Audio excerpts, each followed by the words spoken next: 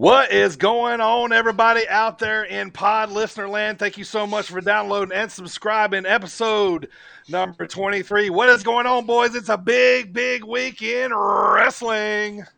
How cool Let me is hear it? you. Yeah, I mean, there's so much wrestling going on this weekend between now and I don't know, every day really. We're gonna end up with like a 4-hour show next week. We're gonna have to split it into 2 nights. Otherwise, we're gonna end up being Mania and burn everyone out by It's hour going to be 3. the craziest stuff that is potentially going to happen this starting Friday.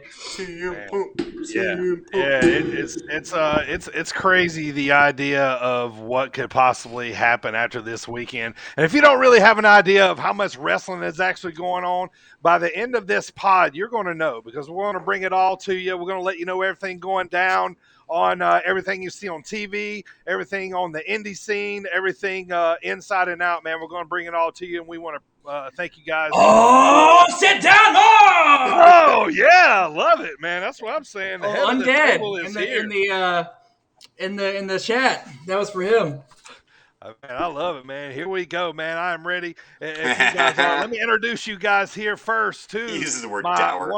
wonderful panel here. Let me start with the editor and producer of the show. Let's talk about the head of the table, the land of the rattlesnake, Mr. Team. Oh, excuse me, the land.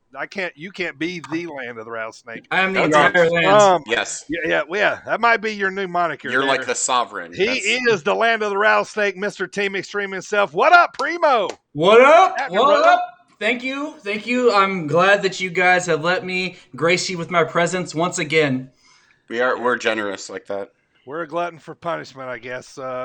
Just old sag of bones here. Me and AJ just hanging out with heads of tables. Sad sags of bones.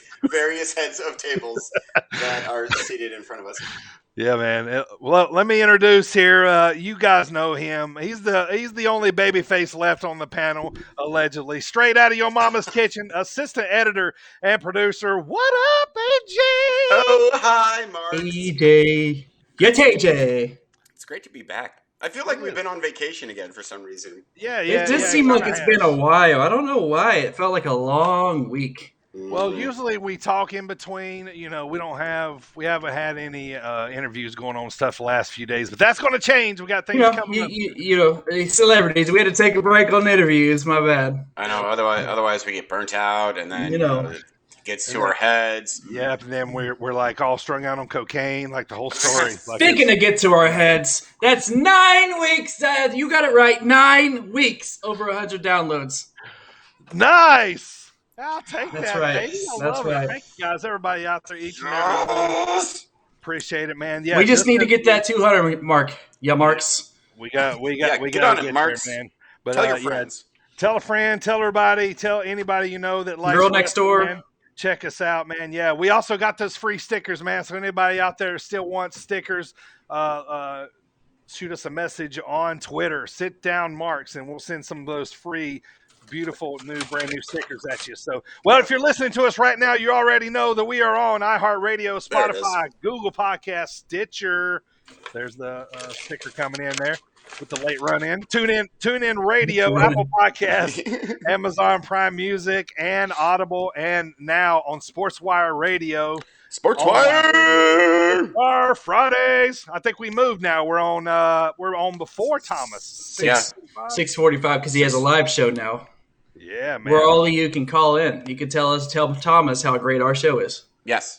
Awesome. I'm going to call in and pretend to be someone else on Friday and be like, yes, I rather enjoy those marks. those 3 marks. Are you gonna call in as Sir Lance Arthur? Yes. Sir Lance Arthur? Good day, Thomas. I would like to discuss those marks. Those marks, fellas, always doing those bad impressions and stuff. What is that? That's the worst impression. Yeah, that was. I don't even know what that is. Like, it sounded like a mix of my grandfather and like somebody off of Family Guy. Let me tell you something, Sonny. Yeah, that's terrible. Yeah. Anyway, but listen to those marks. See, that's how SportsWire Radio is where online radio is where it's at on Fridays, and so let's get rolling here. Big Beef, bring us in, baby. It's It's the Beefs are here. And I'm telling you, you better turn into the Sit Down Marks podcast with AJ, Dirty Bird, and Primo. And if you don't, Beef's gonna have to hit you with that beefy bomb. Tune in, folks. They won't disappoint you. Love my boy Big Beef, man. He's still getting booked all over the place. I love it. He's going to be everywhere. I'm going to talk about him a little bit later on too, man. But man, we got a lot to talk about today, guys. You know, there's a little CM Punk rumor going on. AEW Rampage episode 2 is going to have everybody sitting down Friday night to watch what's going on. Yeah, we're going to be drawing the lines in the sand. We're going to be looking at the wrist. And it's going to be BITW here as I'm excited, man, to see what happens here.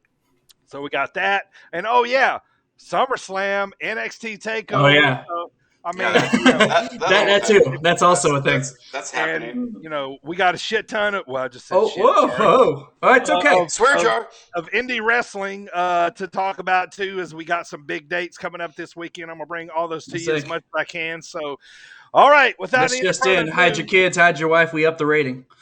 There you go. Yep. Check that box this time. We're in the attitude era now. Sit down, Marks. Yep. And if anybody was watching this, they'd probably put a poop emoji over my mouth when I said that. So. Yep. But all right, without further ado, let's get this thing started. If you guys are ready, I'm ready. Let's bring you in officially here. The head of the table, he's going to have to put the Sit Down Marks trophy up here this weekend as we are making our picks. It's only defended. Let me bring back the rules real quick. It's only defended in 4 of the big 4 pay-per-views in the WWE. We might, might bring in an AEW pay-per-views, but once they get more regular. But as of now, just the big 4. Primo won the inaugural one. He has been the champ since WrestleMania. How many days? 128 days officially. So we'll see if me and AJ can bring him down. I was thinking too. At first, I kind of want to. I mean, of course, I always want to win. That's the competitor in me. Mm-hmm. But secondly, I can't become a 2-time champ if I don't lose. So if one of you wins, that makes it so I can become a 2-time champ. I mean, that is valid. You're on the Brock Lesnar schedule of defending right now. Right. But never. But it's better. Like, wouldn't you rather be like Bruno Sammartino? That was that's true. Basically the champ his whole life. Like, or you're the king of the mountain. We got Nick Aldis currently 3 years strong. Sure. Didn't the great what's her name? The sex Fabulous trafficker. Fabulous Moolah. For like 30 years straight or something like that. That's true. That's true, Undead. I might just be the longest reigning. But, either way, so, there's motivation. I'm not going to flop, that's for sure. They're going to have to earn it. Oh, we're going to earn it. So long story short, we're going to line up all the matches from SummerSlam and NXT TakeOver. We're going to make our picks, and then next week we're going to find out if Primo hangs on to the trophy or if me or AJ one can hang on to it. So I think Primo's getting pretty attached to it, so it should be fun. All right, Primo, let's get this thing started off, man. If you're ready, the head of the table, cue Roman's music, all that stuff. Paul Heyman's coming out to look at Primo like he's totally adored by him. Here we go, man. Bring it to us, Primo. This day in wrestling history and birthdays. Let me talk to you. This day in wrestling history. If you didn't know, now you know. Today is August 18th, my friends. 1993. We had WCW Clash of the Champions 24. Ooh. Does anybody know what happened on this specific pay-per-view? And it's not wrestling. Hang on. Let me ask you a question first. Where was this? Where was this at? Where was this at? Oh man, you would ask me the thing I didn't write down. It was because it was where Poughkeepsie, New York. Poughkeepsie, New York. No. Look it up. Boise. I'll say we had a debut. Okay, all right. Okay. Maybe that'll help. Anyway, Yeah. I was asking because I might have went because I was 18. And 1993. Whew, 18 years old, huh? Yeah, thanks a lot, pal. All right, we got that out of the way. The old jokes in. Okay, WCW Clash of the Champions 24, the debut of the Shockmaster. Yes. I knew it. I knew it. No, I was not there. I wish I You was. are going to be shocked. It turned out to be a moment in wrestling history, man. Greatest Yes, moment sir. ever. Go on to 1996, a not so great moment. WWF SummerSlam. The 1996 edition has become known pre-WWE Network era as the least bought SummerSlam in history, and we had the lowest attendance record and the lowest pay-per-view buys. The main event was Shawn Michaels defeating Vader to retain the championship. New Gen. It was really bad. I'm cute. At least it wasn't like Yokozuna against Bob got the Backlund or something like that. Sorry, I was late to that. Girls, wow. I got the move. Another Texan. Fun fact real quick, when me and my, I almost said her name, wife started dating, when I would call her Mrs. Dirty. Mrs. Dirty. I put that Mrs. one Bird. on her. I put that on her phone as her ringer. So when I called, it was I'm just a sexy boy. Not you, boy. Yeah. What a horrible dance. Awful. He was like, The things you do when you're young. Oh, such a young wrestling fan I was. And finally, on this day in wrestling history, 2013, it was another SummerSlam where Daniel Bryan won the WWE Championship off of John Cena, but seconds later lost the WWE Championship due to the swerve by the Authority, that's when they formed the Authority and Randy Orton cashing in that Money in the Bank briefcase. boo. I have Are you saying Boogs? boo. Or Boogs? I have one more birthday. Nakamura. I would like to announce one more birthday that happened yesterday. I haven't got to birthdays yet, but Let's see it. go ahead. You know, sometimes I don't listen when you talk because I don't acknowledge you. All right, get to birthdays, then we'll go to birthdays. No, I want yours to be first now. So he's been a guest on this show repeatedly. He is maybe kayfabe, my brother. And the guy Michael, talking in chat? Never break kayfabe. Happy birthday to that jerk ass who turned super old yesterday. Happy birthday! Happy birthday! Cumpleaños! Happy Silly. birthday! Happy birthday, brother. One of our favorite guests that come on, Mike. Happy birthday, dude. Happy birthday, sir. That was a good one to go first. I'll say that. Yeah.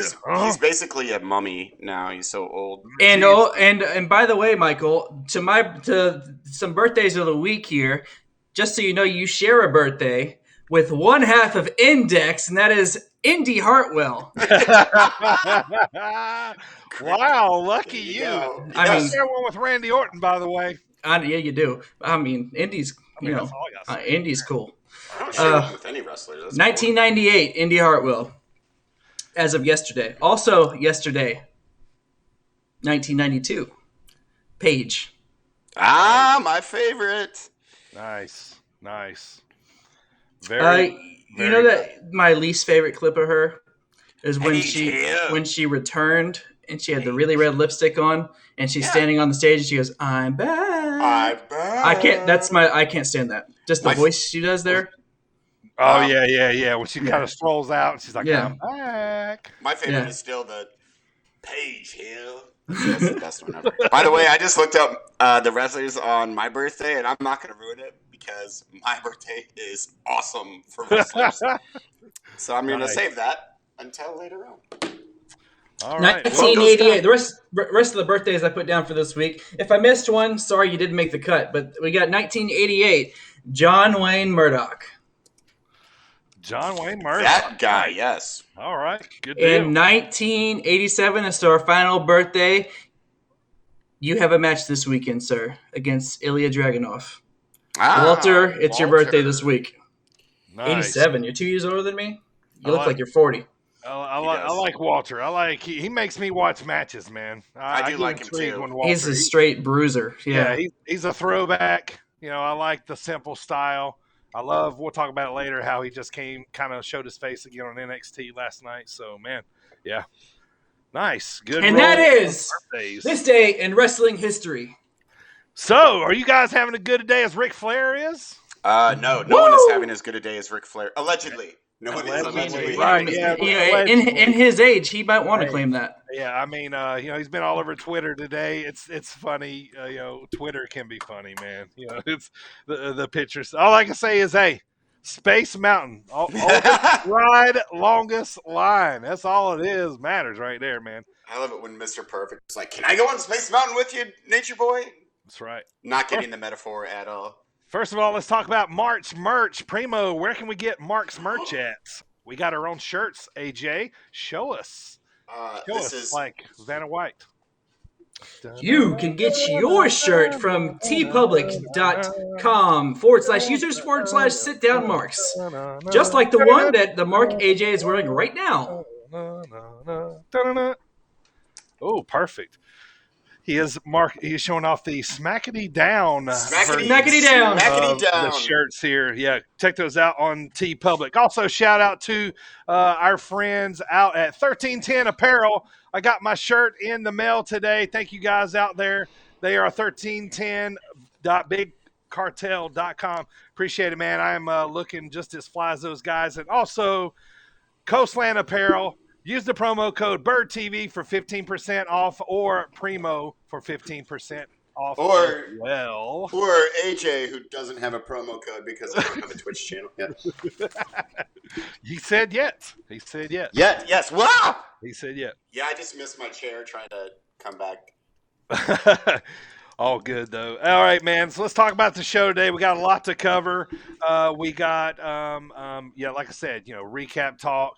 SummerSlam, NXT, all that good stuff to cover coming up here. So should be fun here. I'm ready to go. By the way, all our previous episodes are now on Apple Podcasts, iHeartRadio, Stitcher, Spotify, Google Podcasts, TuneIn Radio, Amazon Prime Music, Audible, SportsWire.com, online radio, Fridays at 6:45 Eastern Time. And basically anywhere you get your podcasts, you can catch Sit Down Marks every week. All right, so let's get this AEW SummerSlam preview show on the way here. AJ, going to get us started off, man, with AEW Dynamite from last Wednesday. Light it up. See what Holy Jeep! My hat fell off. Okay, this is not going to work out. All right, AEW Dynamite on the 11th of August. One of my favorite shows that I've seen in a long time.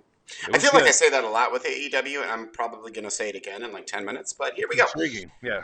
AEW Dynamite 08-11. MJF kicks off the show with a promo while he's eating an apple just to... I don't know if you look or if you guys watch Citizens on YouTube, but every time someone's eating an apple, the guy's like, blah, blah, blah is eating an apple just to prove that he's an asshole. So MJF is eating an apple while he's cutting this promo. Great. Oh, that's funny. What is kicking off things? I believe it is a throuple match, which we'll get to lots of those as well. This one, however, is with Dante Martin and the Seidels against the Young Bucks and Kenny Omega. Dante Martin and the here, huh? Seidels against Kenny Omega and the Young Bucks. This match was awesome just because it was a showcase match for Dante Martin. Obviously, they got annihilated, but it was just cool because Dante Martin was doing all kinds of things. He's super smooth. He did a weird and awesome and seemed to be deadly Hurricane Rana where he like jumped up on the top rope and he almost necked himself. Like I thought for sure that he was dead the way he did it. Yeah. This was introducing him to the world kind of here. And he knocked it out of the park. Of course. It's great. Of course Dante Martin and the Seidels lose.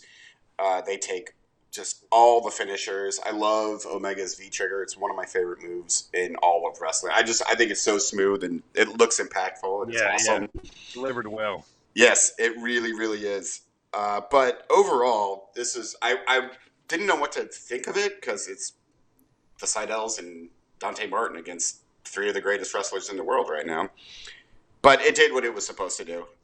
Got Dante Martin over. The Seidels look good.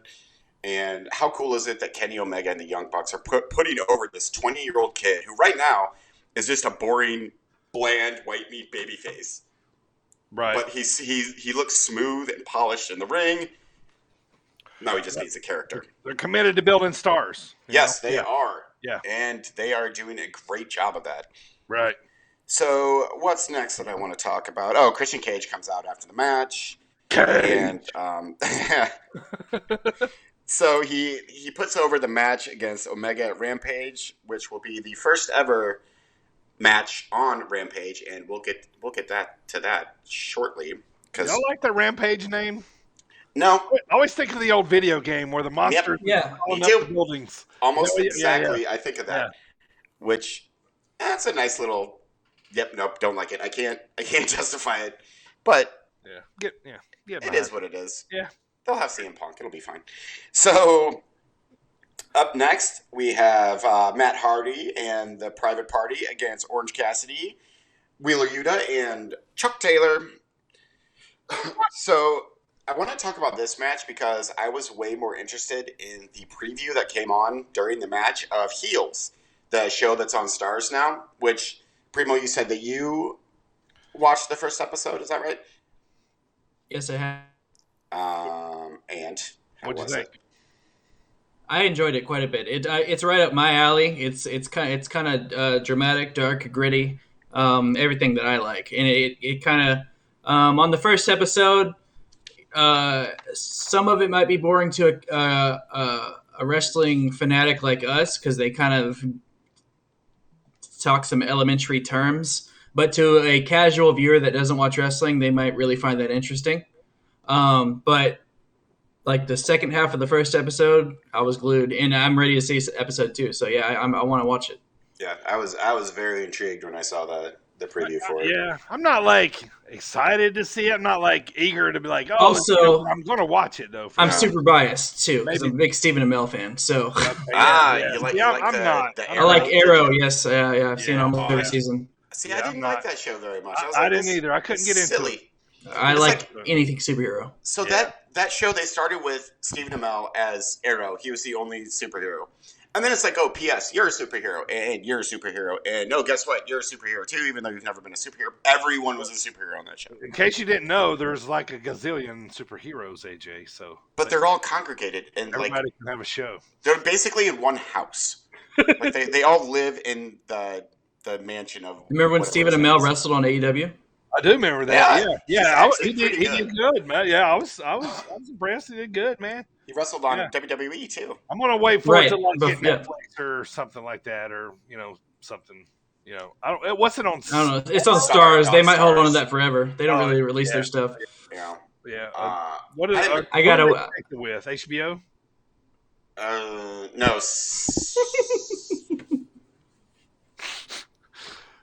As you were.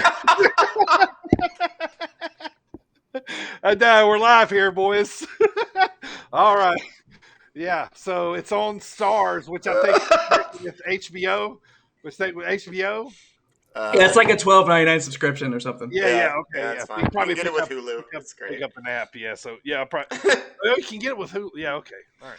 Yeah. So I'll definitely check that out later. So I was very interested, but I like wrestling shows. Like I loved Glow. I thought Glow was Yeah, fantastic. yeah. Well, it was fun. I never did see the second season. I did too, man. It was good. We put Yeah. wrestling in it, and I'm in it. Like I went to the theater to see The Wrestler the day it came out. I did too. Is that Mickey Rourke? Mick, Yeah, I love it. I love that. Yeah, that was right up my alley, man. Carney wrestler like story. Mhm. Yeah. Going to like high school gyms to sign pictures. With That's books. another thing about this show. It's a lot like that. It's real, Is it like really? it's dusty warehouse, no Oh, AC type thing. Yeah. It might be one I could actually watch with the wife because I told her, I said, hey, when I went to see The Wrestler, I told her, I said, when this comes out on DVD, I think you would like it. It's sappy. I don't mean sappy. Also a fan of the guy who plays his brother that was in Vikings. Right. Yeah. Yeah. Yeah. So nice. Oh yeah, we're talking about wrestling. And Hey, stuff. Dub. AEW. Yeah, you're okay. welcome, Heels. We just put you over. Yes, you're welcome, Heels. So when your viewer count bumps up by a little over 100, you can By give us- three marks. So anyways, back to throuple I heard match number 2. Nice. So I like the preview. I wasn't really paying much attention to the match except Matt Hardy uses Jack Evans as a battering ram, which was pretty funny to me, and then hits the twist of fate for the win. It's fine. Another throw match. So, Nyla Rose versus Chris Statlander. And Statlander hit some impressive moves. She's powerful for how small she is. Like, did you see that powerbomb that she hit? And then hit the 450 and... I like her too. We talking about Chris, right? Mm-hmm. Yeah, I just feel like she needs to take it a little more seriously. It looks like she's having, God forbid. I mean, she's having a ball. You know what I mean? But like, like a little more character is what I need from her. Yeah, like, I think she needs to get away from the best friends. Like, yeah. But I think she's stuck there for a while because it's kind of a faction. Yeah, but Orange Cassidy is starting to annoy me a little bit. Up next, exactly.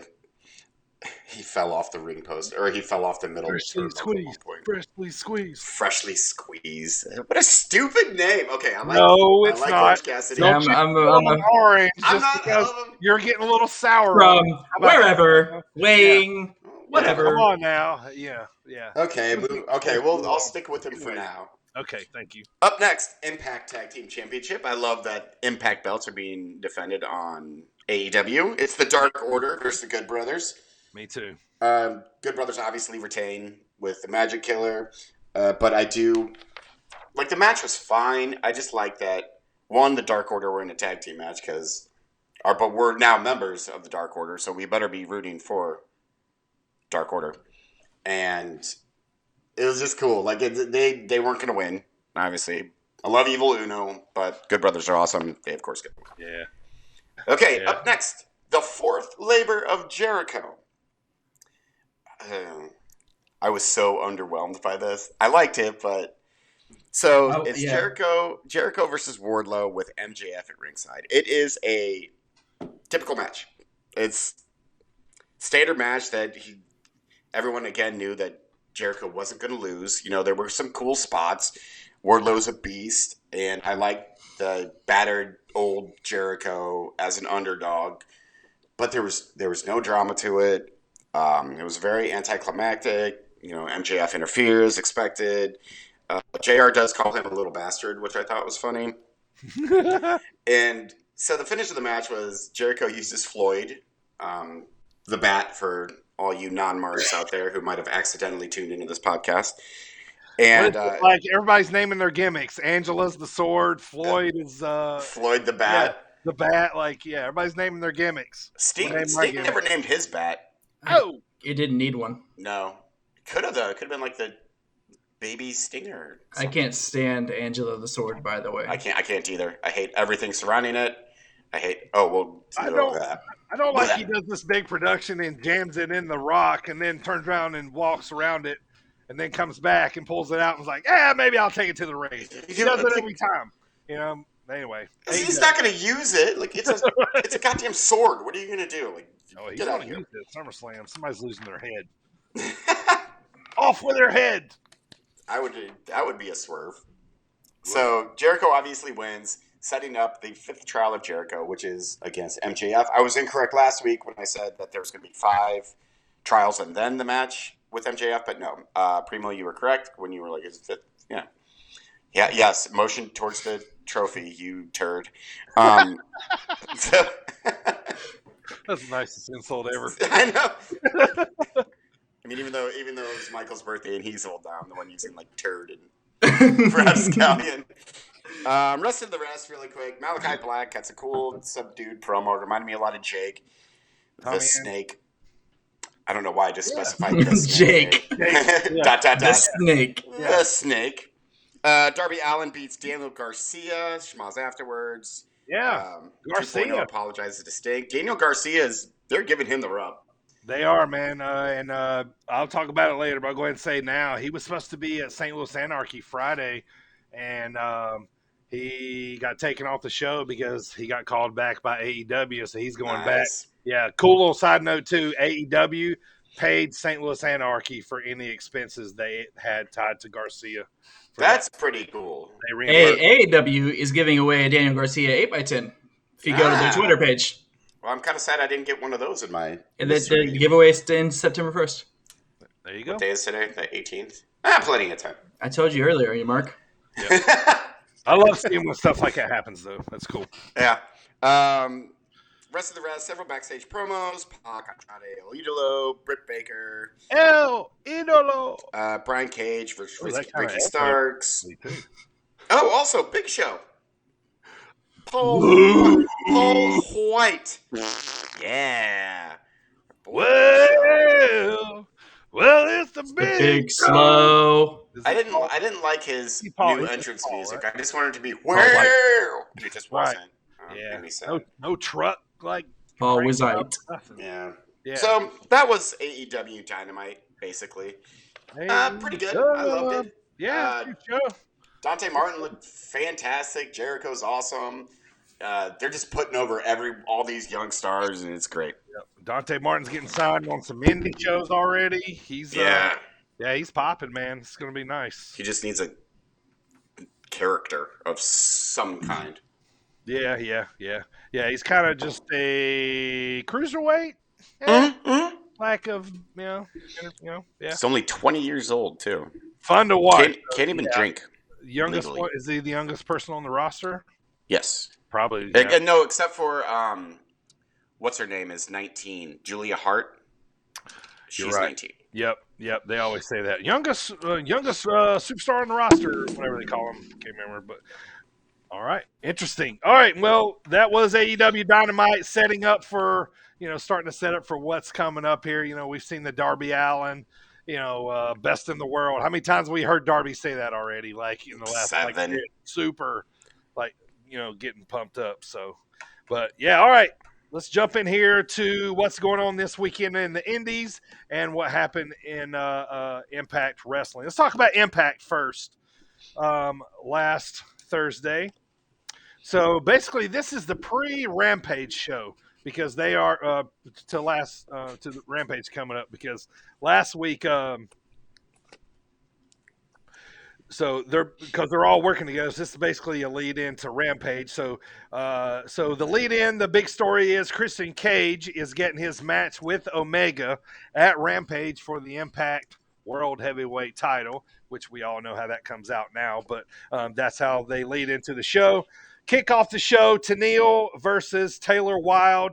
It was a good match back and forth. The only reason I'm really talking about this is because we've seen the return of Madison Rayne, who is Josh Matthews' wife, I believe, yeah. Commentary. Right, yeah, okay. So she returns, takes out Taylor Wilde, takes out the babyface and joins forces with Tenille. So Tenille finally has a tag team partner. So this story's been running for God knows how long, where they've been trying to find a tag partner. So she's got one. So anyway. They should have had her tag with someone named Captain. Get it? Captain and Tenille. I'll Captain be over here. Oh, yeah. Do that to me one more time. It's nap time for me. I might be the only one that got that joke, AJ.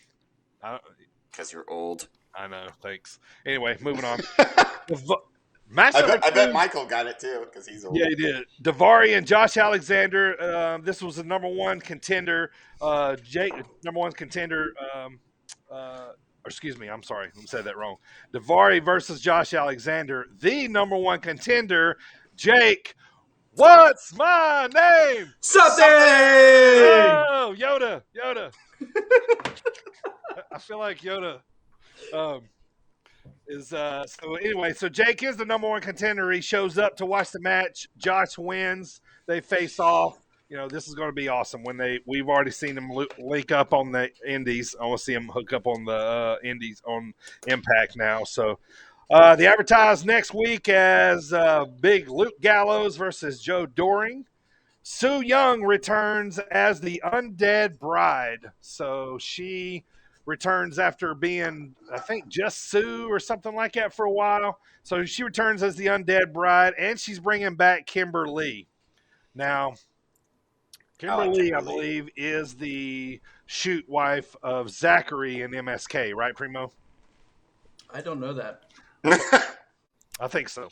Maybe. That sounds about right, though. Yeah, you can double check. But anyway, so I was just saying to kind of link together, but she's been in Impact for a while. Sounds like people might be doing things with other people. After being in NXT for a while, she's over in Impact. So anyway, so they're doing this gimmick with her now where Su Yung can kind of control her brain and what she does by like throwing her fingers out at her. It's like kind of weird. Voodoo! So yeah, so she does the same gimmick as Sue, like Sue controls her, and it's any kind of weird scene way. So they attack Kiera Hogan in the ring, and yeah, so that was another kind of return.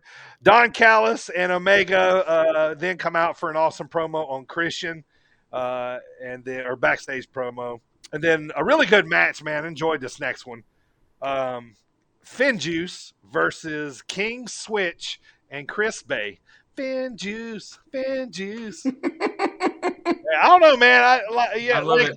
Like Primo says too, man. Like when Finjuice come to the ring, like I just get good vibes. They're a whole vibe. They are. Yeah, they're entertaining, man. I like it. It's fun to watch them. So anyway, so they come and I'm a big Jay White fan. So anyway, it's a good match. Anyway, coming to the end, Finjuice gets the Doomsday device on Chris Bay. But King Switch stops it with a chair, and the match ends up in a DQ. But anyway, Jay continues his assault on David Finlay, and then so they kind of stand tall at the end. Bullet Club, 2 sweets in the air. That's how that ended up. Yep. And then next up, it shows Deonna Purrazzo talking to Melina backstage, and she's showing her some MMA footage of how she is getting ready for Melina. So she just showed her some footage, which I thought was awesome. So, all right, another reason for me to feel happy or really like this show was next up was your GCW champion. Whoa, whoa, whoa! You know it, Matt Cardona without the GCW title.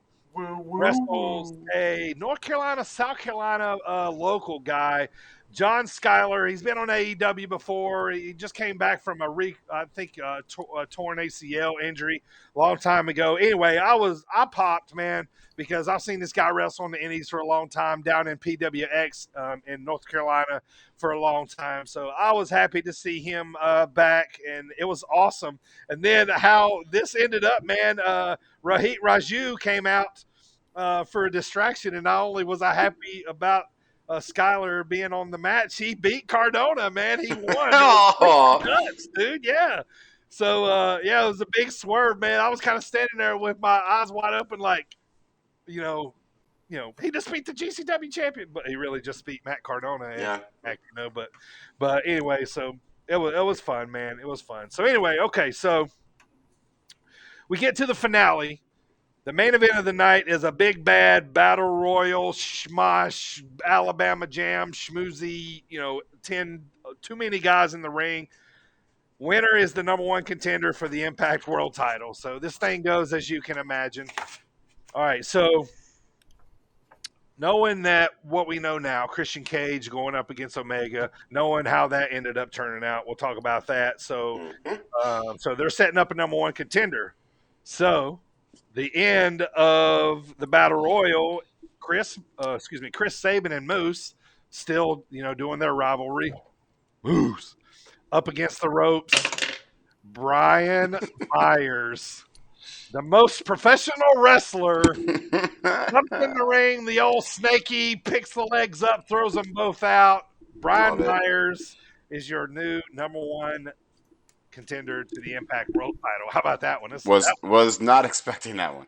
Yeah, it was not. But that's how Impact went off. So we'll talk about that later when we see who won between Omega and Christian here. So that is Impact Wrestling for last Thursday. So, okay, so yeah, you've heard me talk about a poop ton of wrestling going on this weekend. Let me really put it in perspective for you here.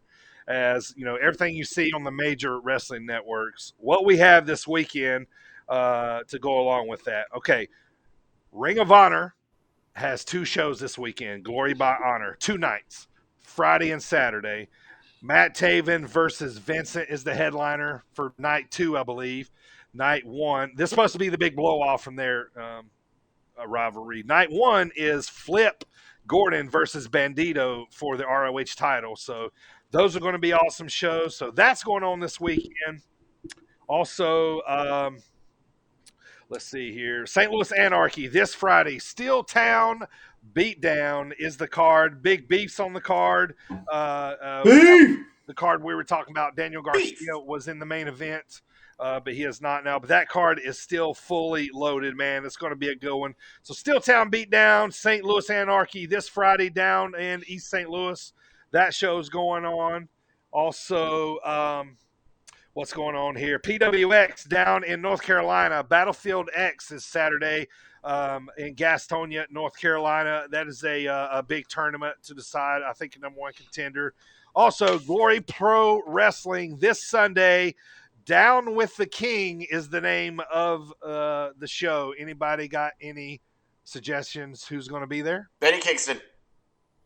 Eddie. Oh, yeah. Yeah, Eddie Kingston showing up in St. Louis this Sunday for Glory Pro Wrestling. And then also this Saturday. Certainly not Jerry Lawler. He just buried Enzo in a casket match. Yeah. Wait, what? That's a thing? That just happened this past weekend. Oh. Yeah, they no. wrestled somewhere. Yeah, I didn't see where it was, but yeah, it was crazy. In a casket match. Yeah, wild. But anyway, Haters. Cup of haters. Cup of haters. If I had a dime every time I got beaten up, I would have 0 dimes. No dimes. Yeah, 0 dimes. All right. I hate him so much. Last couple here. GCW Saturday, the Battle of Las Vegas. On the show, Chris Bay, Alley Catch are some of the couple I've seen going to be on the show. So that should be awesome. Limitless Wrestling up there in the Northeast in Maine. Debuts Friday, Undeniable on IWTV. So that is what's going on indie-wise this weekend on top of everything else. All right, Primo, let's get us started with WWE, man. Let's get SmackDown out of the way. And if we're ready, we are ready for you to... Let me talk to you. Thank you, yes.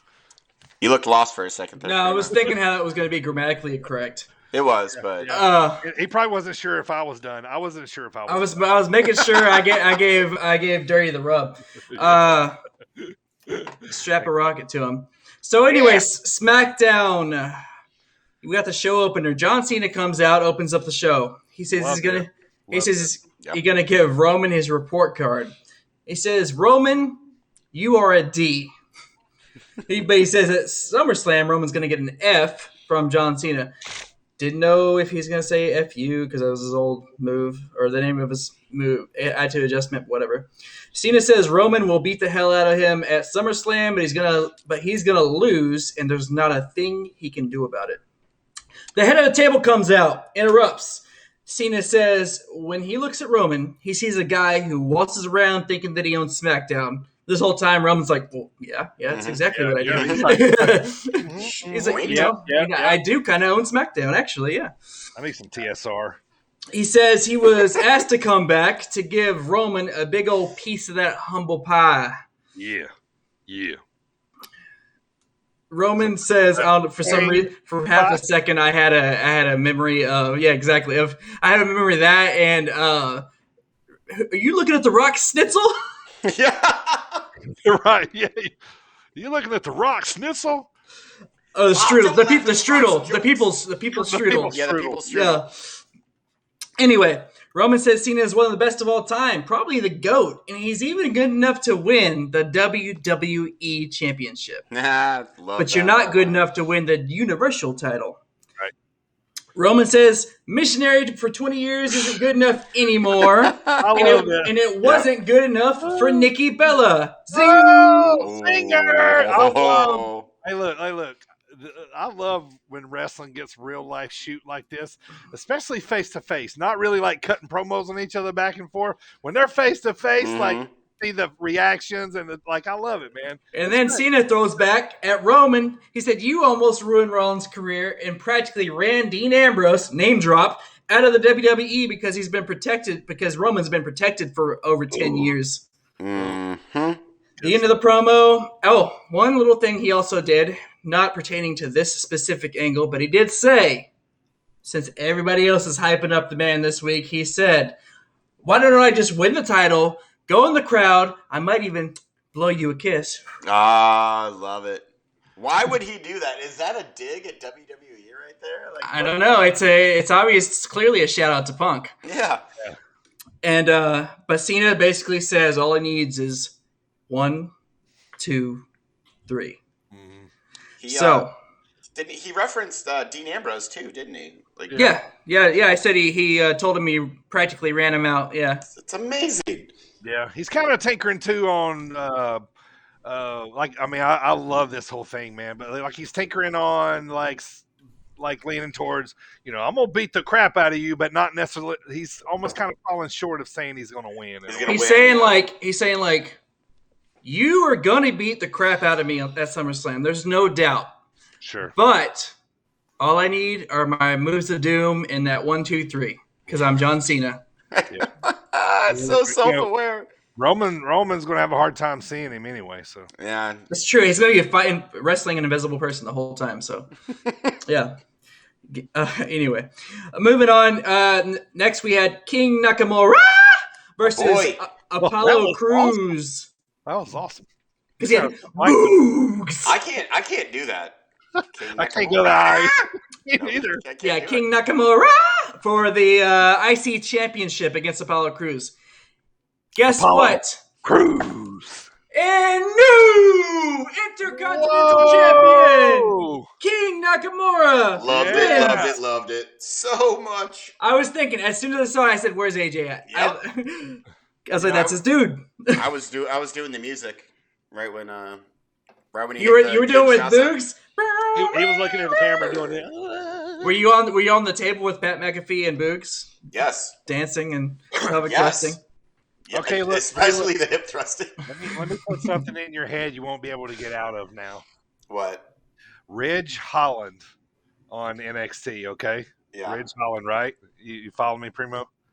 Ridge Holland, the new guy, he's been with Oney Larkin. Yeah. Yeah. Pat McAfee. They look like they could be brothers or like really distant. Like every time I see Ridge Holland now, I'm like, Pat McAfee. Let's look at it next time. Everybody out there in listener land, next time, look at Pat, look at Ridge Holland.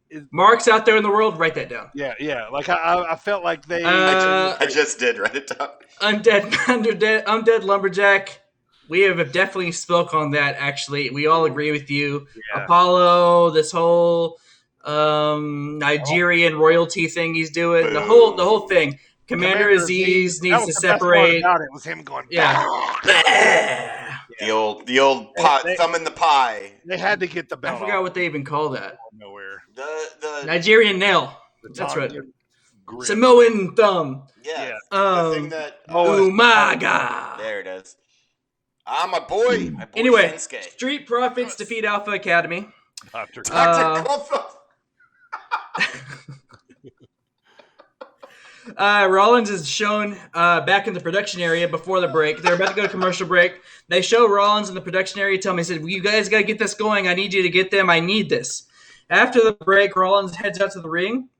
Says he hates to be the party pooper, but his sources have informed him that Edge won't be there tonight. So basically, it gives him free reign to say whatever the heck he wants without any repercussion from Edge coming out. Yep. Rollins says that Edge calls him Edge Light because everything Edge done, Seth has done better. Then he goes on to play a career retrospective video package that proves that everything that Edge has done, Seth has outdone it. He had better. Yeah, he had me on it. I was like, you know what, Seth? You're kind of right. Yeah, you got a point, man. Yeah.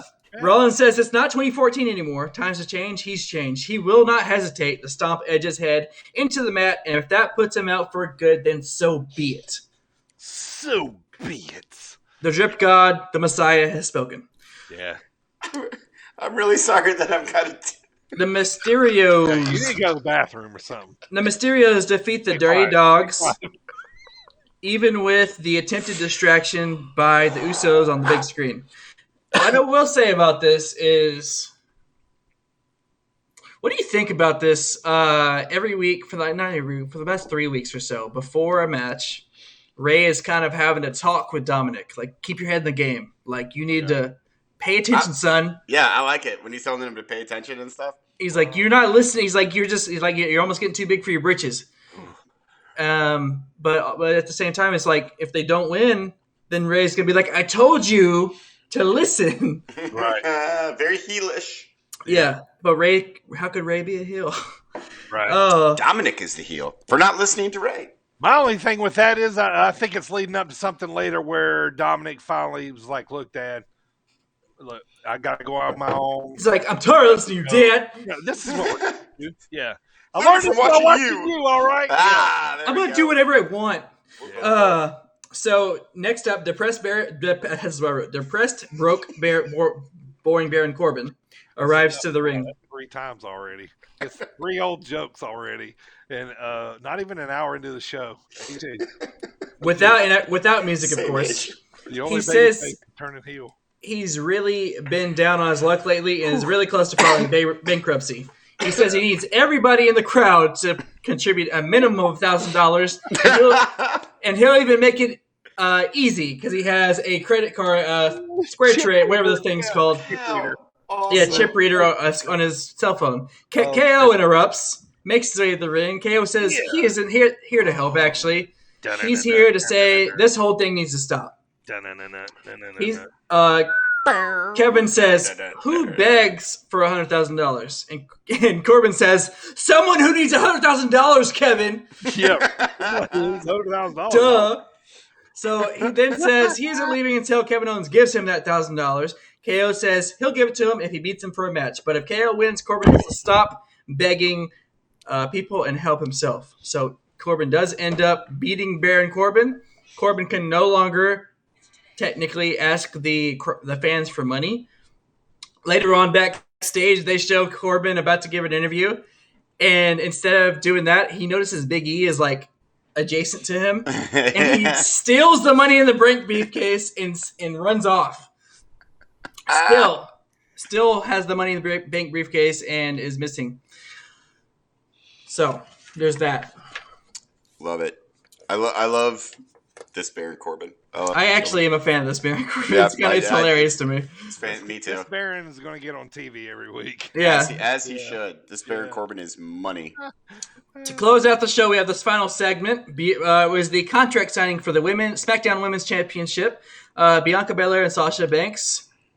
I'm on my own against the wall. Sorry, Pre. Before Sasha signs, she says she is going to need some witnesses. The parade wave. You got shooed. Shoe on with your Bianca. Here's what I want to say real quick. Why did Sasha come out like in an outfit that makes me feel like I need a safe word? So she really did. Go back and watch it. So out comes Carmella. So Sasha says before she signs, she needs some witnesses.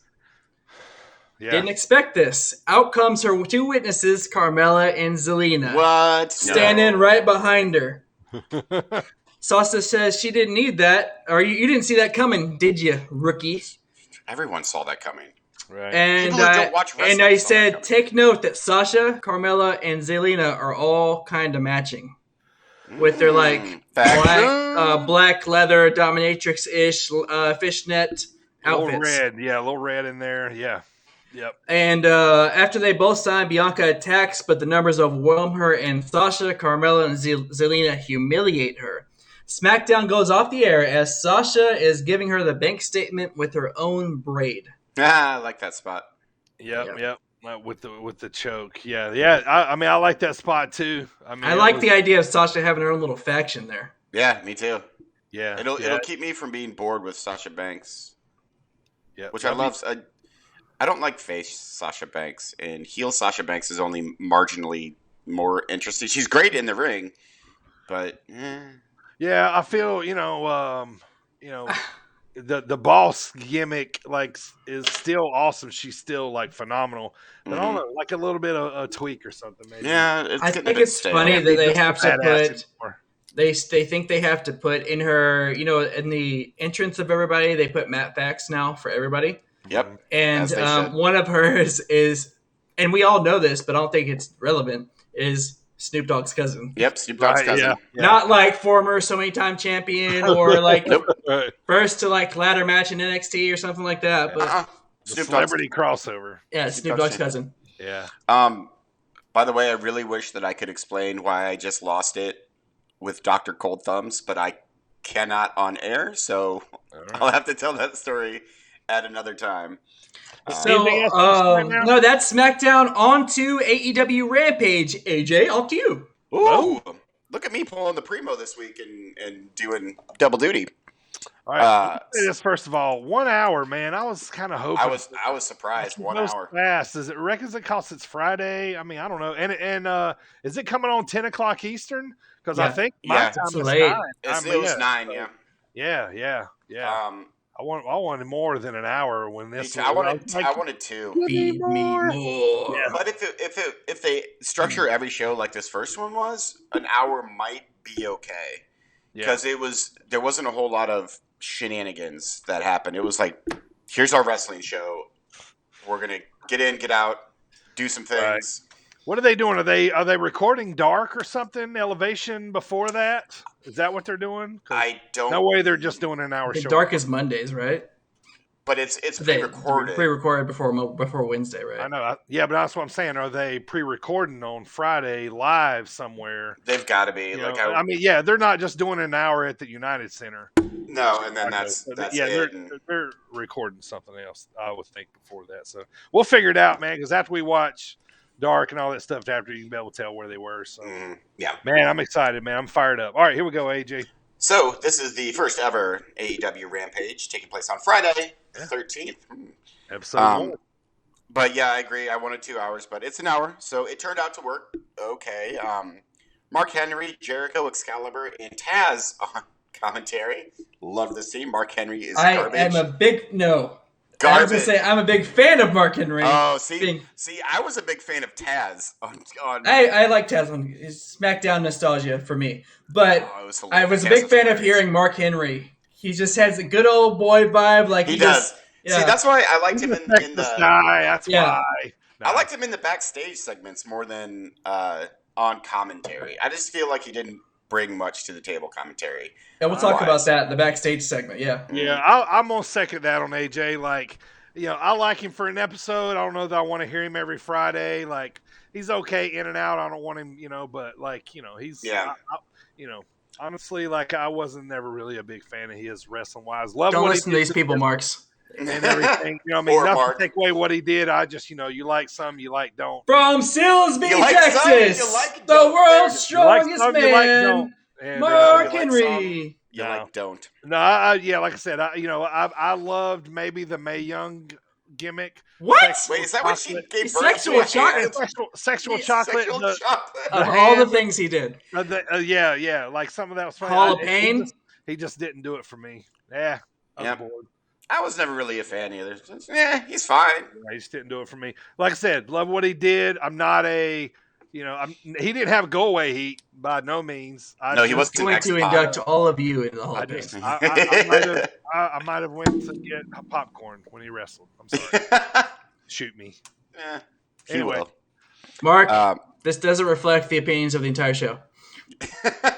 Just the majority of it. So, would you guys like to know the first ever match on AEW Give Rampage? It to me, Daddy. Give it to me, Kenny Daddy. Omega versus Christian Cage for the Impact World Title. Impact World Title. All right. Winner of this match gets Brian Myers. Brian? Hey, I am rooting hard for Brian Myers. I thought Kurt Hawkins was awesome. Like, I loved his losing streak gimmick because he's just a good comedy heel. Professional wrestler.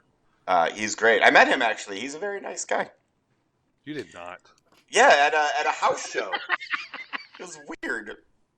You met him because nobody else was standing at his gimmick table? Yeah, he was, like, lonely at the autograph table, and everyone was kind of shunning him. Like, yeah. Like, he kept holding out his pictures with his own marker, and everyone was like, I don't know that guy. And, like, pretending to be on their phones and stuff. Honestly, I like him now more than I ever did. He's obviously going to get a little bit of a push here. So, I mean, he's put in his time, man. He kind of deserves it. Is he great to us right now? Yeah. I mean, I don't see. I'm going to disagree with you because I don't think he deserves it. Like, I don't. I think liked him when he deserves was anything. one of the two edgeheads. I see. I've liked various gimmicks that he's had. But... Let me reiterate that. When I said deserved, I mean because he's put his time in. Okay, yes, he has been around. Yeah, I didn't mean. Yeah, I mean, when was the Edgehead thing, Primo? When was that? A long time ago. Yeah. It was him and Zach, the Major Brothers. Yeah, a long time ago. Yeah. So whoever thought that how were we fooled that they were even doubles of Edge? They're not. They're so they different body types, different hairstyles. They just wore the same pants and the same necklace and had long blonde hair. Yep, sunglasses. We suspend our belief, boys. We suspend our belief. like the Bashams, they're not even twins. Right. Remember the fake Razor Ramon and Diesel that? Yep. After. About how Glenn Jacobs was the. That's what I say. He was one of them. Yeah. Yeah, he was Diesel. Yep. Weird, and then some fat guy was the Razor Ramon. It's like, come on, you can't at least get someone in shape to be Scott Hall in your fake gimmick right now. That was all JR's idea. I mean, it could have been a complete rib. So yeah, I wish it would have been good if it was, but they took it seriously. One of the edges was Mark Henry. Thank you, Undead. That was true. So, back to the first ever episode of AEW Rampage. He used to fold frying pans in the middle of the ring. He did. Well, no, but wrestling is not a strongman competition. It's a getting over competition. He didn't get over with me. It's like that segment a long time ago. Gospel right there. Well, I mean, you can tell that's old Braun Strowman. That's what he needs to hear. Yeah. No one tell Braun Strowman anything because then he'll be like, "What? Good these hands." I'm bringing my loved thumb watching head him to bend those AEW. pans and stuff. That was cool. But yeah.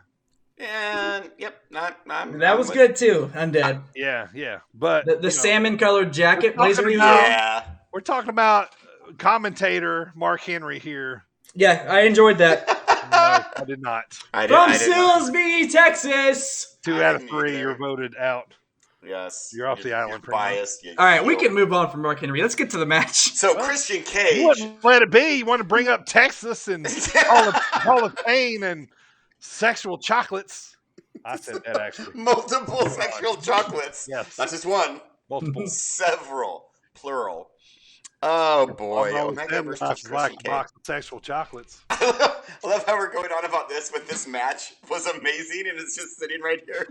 Yeah, it was. Let's get to it, man. It was. Remember when Mark Henry cried instead?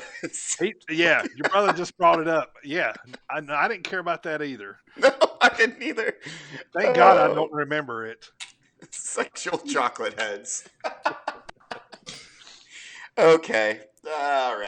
Enough of this going off the rails. We do. So, AEW Rampage was an hour long. This match took up about 30 minutes of it. Yeah. And I was hooked the entire time. It was back and forth. It's great. Kenny Omega is still one of the best in-ring performers. And Christian can still hold his own. Like, he's not...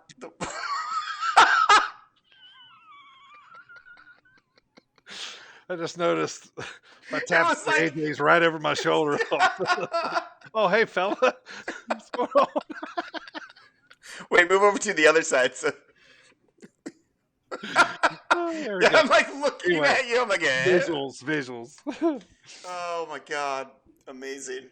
Yeah, so I feel like Omega's the new Triple H, man. Every time he comes to the ring, I feel like we're going to be watching him for like 30 minutes at least. You know what I mean? Like he's got that long of like, I don't know. He just is like his matches take a while now, which I'm totally fine with. Yeah, I do too. And I actually like not as methodical as Triple H matches, aka boring as Triple H matches. So I'm better with Omega doing it than I am with Triple H. He's not Mark Henry boring. No, when is Mark Henry boring? Virtual FU. Yeah. Stupid Mark Henry. We get it. You can bend a pan. Why don't you make a pie with that pan? All right. That's my cooking acumen, by the way. I don't even know what you make pies in. You A pie don't plate? make it in a pan, that's for sure. I mean, I don't know how they do it down in Texas, but a pie These don't dish. burn on the grill. They have specially made pie dishes. Us Yankees up here, we use We're not Yankees, pans. moron. Get out of here. We're Midwesterners. We're not Yankees. So we put cheese and Well, Americans technically are Yankees outside of the country, but yes, they were Yanks. yeah. lousy Yanks. We put cheese on Rampage. everything. Oh yeah, Rampage. So this match was awesome. Loved it so much. We still haven't got to who won it. I know. Okay, so let's get real here. Yep, great back and forth match. Chair is set up with the help from the Young Bucks. Expected. Omega Joe's for the one-winged angel, which is the most protected match or protective move in all of professional wrestling. And Go ahead. Cage reverses it.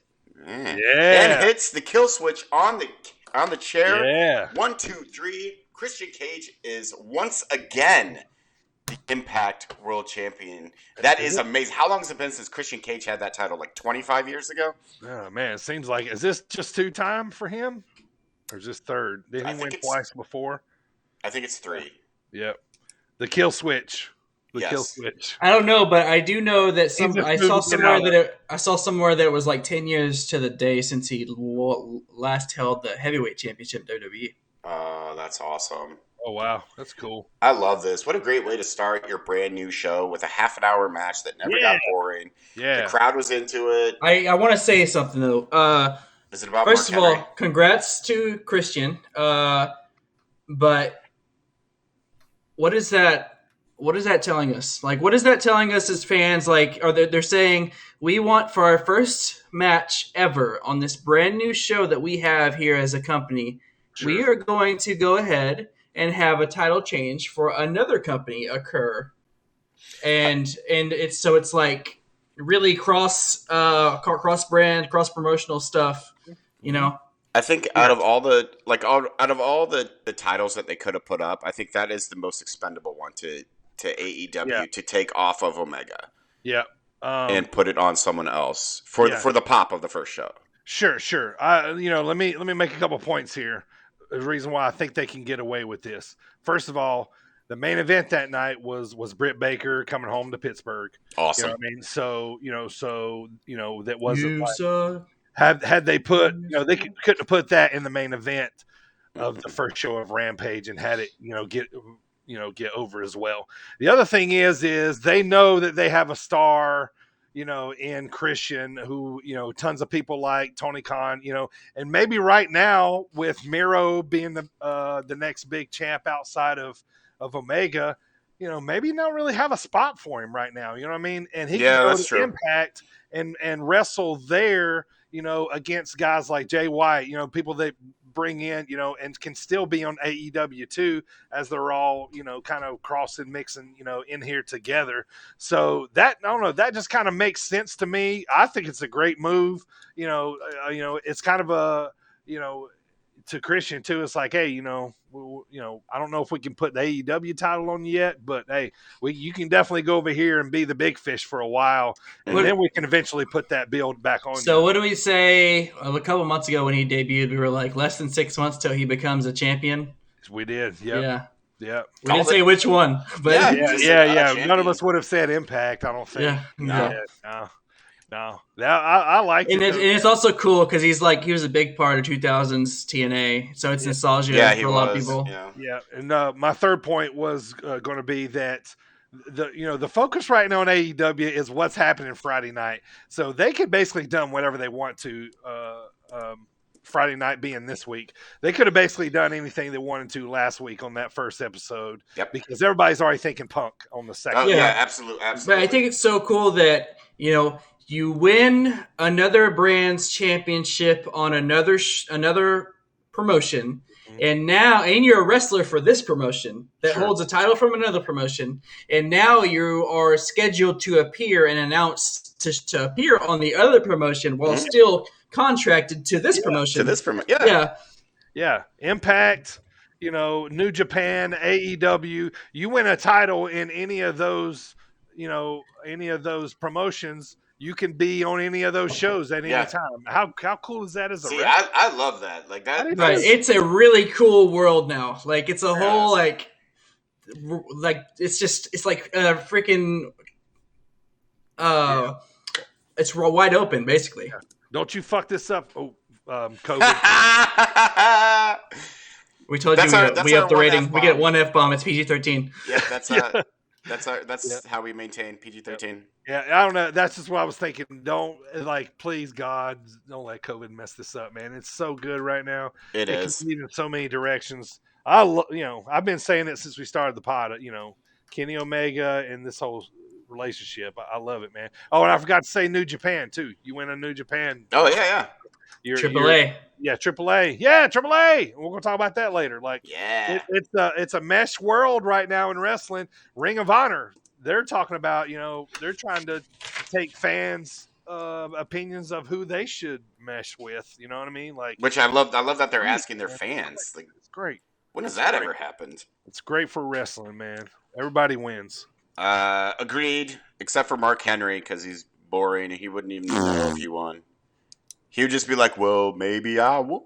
Maybe." So after the match, he sounds like when he interviewed Christian, because they're real life homies, so you could tell how legitimately happy he was for him. Yeah, that was cool. Yep. See, this is why I like Mark Henry in that role more than. Well, I think he's gonna do a move now. I don't know why I'm talking like that. Terrible Mark Henry impression. It really is. Yeah, that was really bad. Yeah. Anyway, moving on. AEW.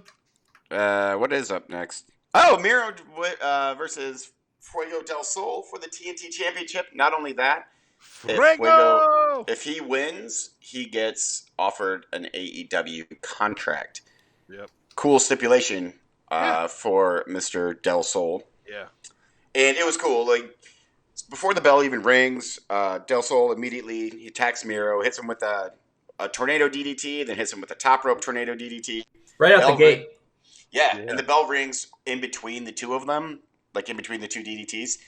And then after the second one, Miro blobs out of the ring. All he did was piss Miro off. Yeah. Yeah. So it was a nice little flurry opening for Fuego del Sol. Also, they mentioned that he's from Alabama, and Jericho goes, "What kind of luchador is from Alabama?" Do we not have a gimmick, a gimmick town for this guy? Yeah, no, he could have not been from Guadalajara, Mexico. Oh, and is that's another thing about the commentators? Is Jericho the semi heel commentator? Yeah, he was a little bit. Yeah. Because he was kind of running down the baby faces, which is weird because he's ultra baby face when he's not on commentary. What kind of luchadors from Alabama? They have them, apparently. So the match itself is pretty short. Miro obviously makes Fuego del Sol tap, as he should. But then, I love this part. So Tony Khan comes out with Sammy Guevara. And Spanish God. He doesn't put himself over. He doesn't pull a Vince Russo or an Eric Bischoff. He hands the thing to Sammy Guevara, and he's like, "All right, now you go." He doesn't put himself over at all, and I love that. This is his first time on camera. He looks like a kid. He does. You can tell that he loved being out there too. But he did. He's such a fan. Yes, he did nothing to get any heat whatsoever. Yeah. Yeah. He's what I would look like with one of those headsets on coming out. Yeah, me too. Just so Sammy's Fuego's best friend. Yeah. In real life, they're best friends. Nice. And so Sammy Guevara, he does call Fuego del Sol all elite. Crowd goes nuts. It was a nice feel good moment. It was. So Fuego del Sol is now a member of All Elite Wrestling. Hooray! Line on Fuego. Or maybe he was going to be like, "Sucker, you didn't win the match. You didn't, contract." Yep. Nothing for you. Right. No soup for you. Get out of here. Come back 1 year. 1 year. So the main event, as we mentioned before, is Dr. Britt Baker against DMD. There it is. That's just lovely. I don't know who made that. You made No, that. no, I didn't. Damn it. So it's Britt Baker against Red Velvet for the AEW Women's Championship. And they obviously knew, it was in Pittsburgh, which they kept calling Britsburg, Britt Baker's hometown. She was going to be the face no matter what. So they just ran. Baby. They just ran with it. Like, they didn't even try to pull a WWE and force the audience to be like, oh, no, Britt's the heel. You have to boo her. Poop on the town. Yeah, no. She come out waving the yellow towels. Yep. And, well, I mean, in WWE, 90% of the time you lose in your hometown. Yes. Yes, Which you do. Makes sense of that. I hate that booking so much. But anyways, so Britt Baker worked as a face in this match. She had like an injured hand. They can't stop that train now. No, it's over. It's over. It's literally over. I think that even if this were in another town, Britt Baker would have been not just as over, but pretty close to it. Yeah. She's just so over, like everywhere, because she's awesome. Yep. So she has an injury angle, which again makes her the face. She's wrestling through an injury. So the end of the match, she tries to get Red Velvet in her submission, but her arm or her hand is, messed up. And so Red Velvet smashes it against the mat, and then so Britt Baker flips over and does the move from the other side, which I thought was really cool. Also very baby facey. Yeah. And gets Red Velvet to tap out, which, it was just cool. It was cool to see Britt Baker wrestling as she probably will be shortly as a super baby face. White hot. Yep. And then after the match, we had a little return. We had Jamie Hayter back for the first time since, I don't know, how long has she been out? Before COVID. Yeah. She has a new look. She looks great. She stomps the old mud hole in the faces. She had the old secret cameraman look. Yep. Yeah, she did. She had the hat on, so no one knew it was Jamie Hayter. Like, if you put a wrestler in a hat, they're just normal people. All black. Old lady wig. True. And a hat. I've seen it. Hats and old lady wigs. That's what fools everything or everyone about. Kayfabe. So that is AEW Rampage, an hour quick show, all wrestling, all 3 good matches, and I'm looking forward to Friday a whole bunch. Yeah, me too. This coming Friday, I'm sitting down in front of my TV like you guys. I'm making sure everybody leaves me alone. I'm not looking at my phone. I am focused in. It's going to be an awesome weekend, man. I'm fired up. That Friday night is going to set the tone for the weekend. Okay, let's real quick before we get on to the rest of mine.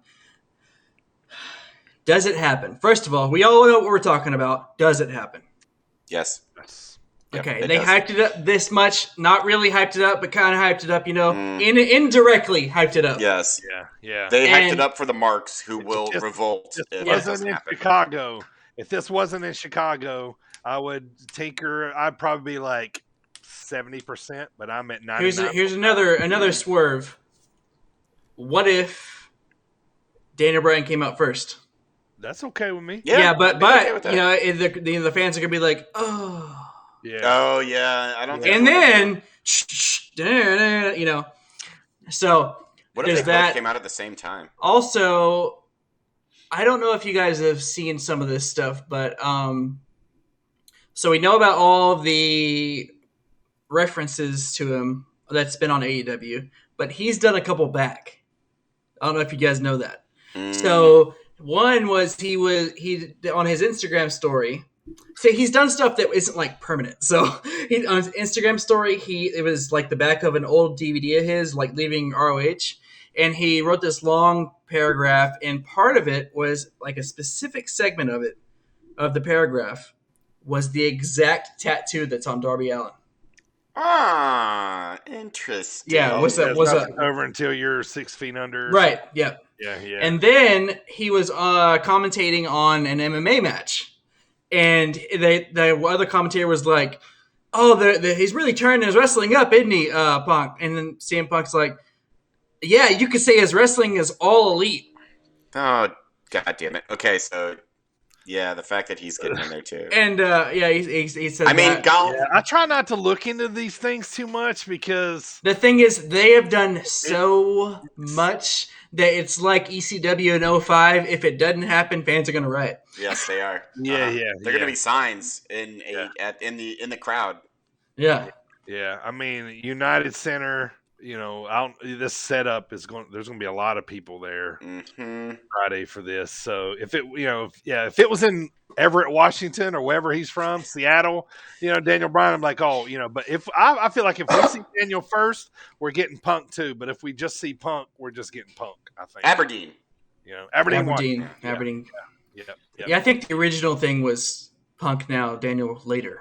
Oh, yeah. Yeah, I would also. I think they should do it like that. Yeah.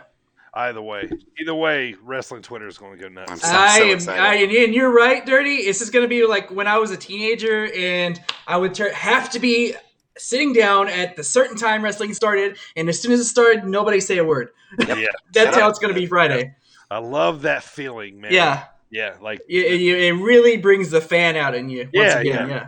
Like, I'm gonna have to send my wife and kids out on like an errand or and your girlfriend. Something. Yes, all of them need to. Yeah. Girl next door. Go to the girlfriend's house. Your dad never came back from getting milk anyway. So. You and Riddle share the same dad. Yes, they do. All right, so let's finish up here on the Raw. recap from last week. Primo, bring us Raw Monday nights. Monday Night Raw is the SummerSlam go home for Monday Night Raw. We have the opener. The show opens up with a replay between Randy comes out to the ring to start the show. He says, people have been asking him why. Why did you RKO Riddle? Randy says he doesn't need friends and he doesn't need anyone. He doesn't owe anyone anything and most certainly doesn't owe anyone an explanation. Riddle comes out and interrupts Randy Orton. He says, Randy, you're right and you don't have to explain but Riddle knows why. He said, you're just teaching me, bro. And showed me how to hit a proper RKO since I've been doing it the past couple weeks. And he pleads with Randy to bring back RK Bro. AJ Styles and Almost interrupt Riddle and the skipper. I put the skipper because that's what Riddle calls AJ. Riddle and the skipper end up having a match. AJ Styles defeats Riddle, and during this, Randy actually had gone backstage. He left him there alone. Later on the night, though, Almost and Randy Orton have a match. And Randy ends up getting a win via DQ because AJ interferes. Afterwards, AJ and Almost continue attacking Randy after the match, making him look down and out until Riddle eventually comes out and makes that save and chases him off. Randy, it actually, even though he tells him, I told you to stay in the back, don't come out here. But he actually tells him, respect isn't given, it's earned, and something he has to tell Riddle is after everything he's put Riddle through, after he came back and still rejected him, and Riddle still came out and made the save, he's earned Randy's respect once again. RKO, back together again. They gave each other a bro hug, Team Hell No style. And they also challenged AJ and Almost for them tag titles at SummerSlam. It's happening. I wonder who's winning that. I think we'll all be picking the same on that. Yeah, maybe. Swerve. Yes, sir. So, Rhea Ripley defeats Nikki ASH, and afterwards they both beat down Charlotte because Charlotte was sitting ringside at commentary. Mm-hmm. Later in the night, because of that, a tag team match happens. Becomes a tag team match, playa. Holla, holla, holla! Between Rhea and Arm Nikki flaps. versus Charlotte and her mystery tag partner. You guessed it, Nia Jax. Nia! Yes! Oh, She looked... Now, here's what I want to say is Nia actually looked extra dominant in this match. She really did. And I was sitting there and I was like... It's the hair. I wrote this down and said, Nia and Tamina should team up and join the Samoan bloodline. and be their the women superstars. No. that are connected. So it'll be a family thing. And anyway, I'll quit. You'll quit. I will. I walk like out of Naya's this. new look though. Like, Yeah, I do too. Wild. Like she's like the new Awesome Kong kind of with that look. Like she's like big, she looks kind of scary too. Yeah. Like it looks like Alpha and Sika's hair, kind of from. Nice. Yeah, you're right. That's what I say. Yeah, Wild Samoan type. 2-on-1 handicap match between Veer and Shanky versus Drew McIntyre with the stipulation that if Drew wins, Veer and Shanky will be banned from ringside. So Drew wins, and Veer and Shanky are banned at ringside during his match versus Jinder at SummerSlam. No stipulations. At one point, he picks up Angela, points it at him, and Jeff Hardy's wrestling Veer at WrestleMania if he ever wakes up from carrying cross.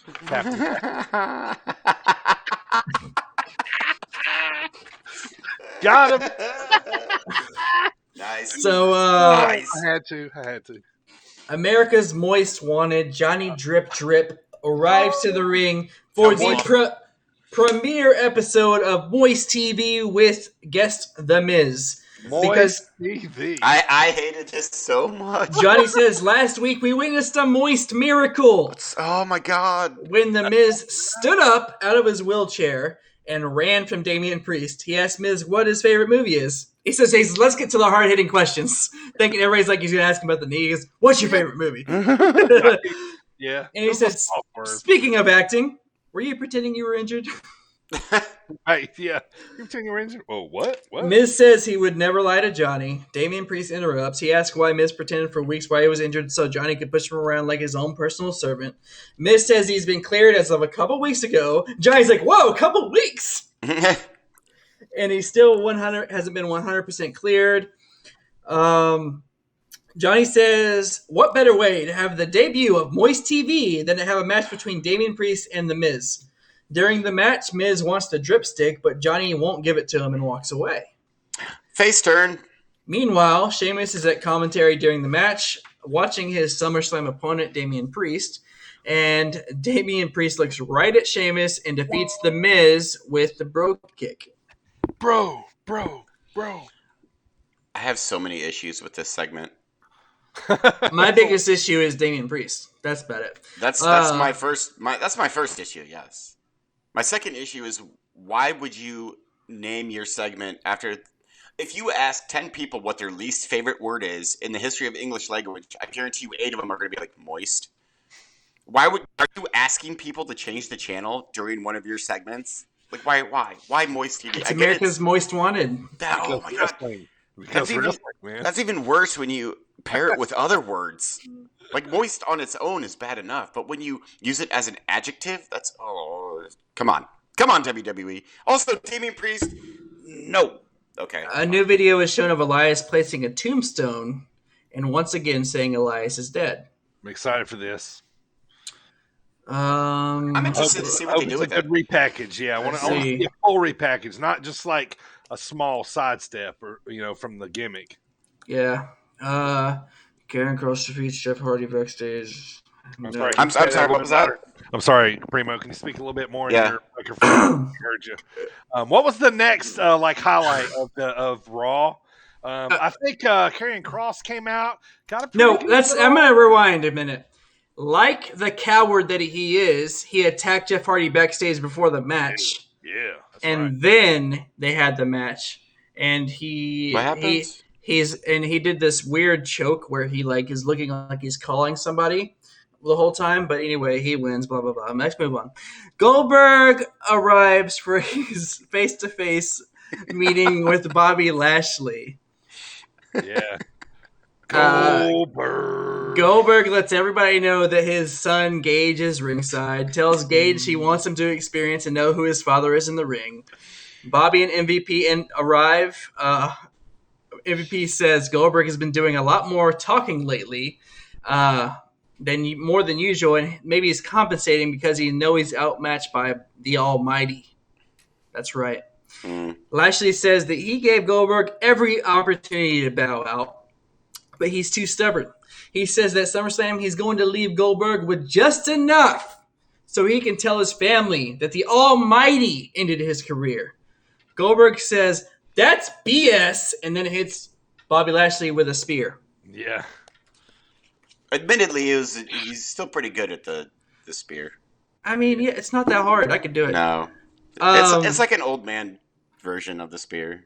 He really drives the shoulder. That's one thing about his spear. He's always like drove the shoulder and like into the mat. He like picks up and it's like it's a tackle. It's not a spear. Torpedo. Okay, and that's Monday Night Raw. It wasn't as offensive as it normally was. Yeah, it wasn't bad. We had the return of RK Bro. Yes, that made it good. And we also had Karrion Kross defeating Jeff Hardy.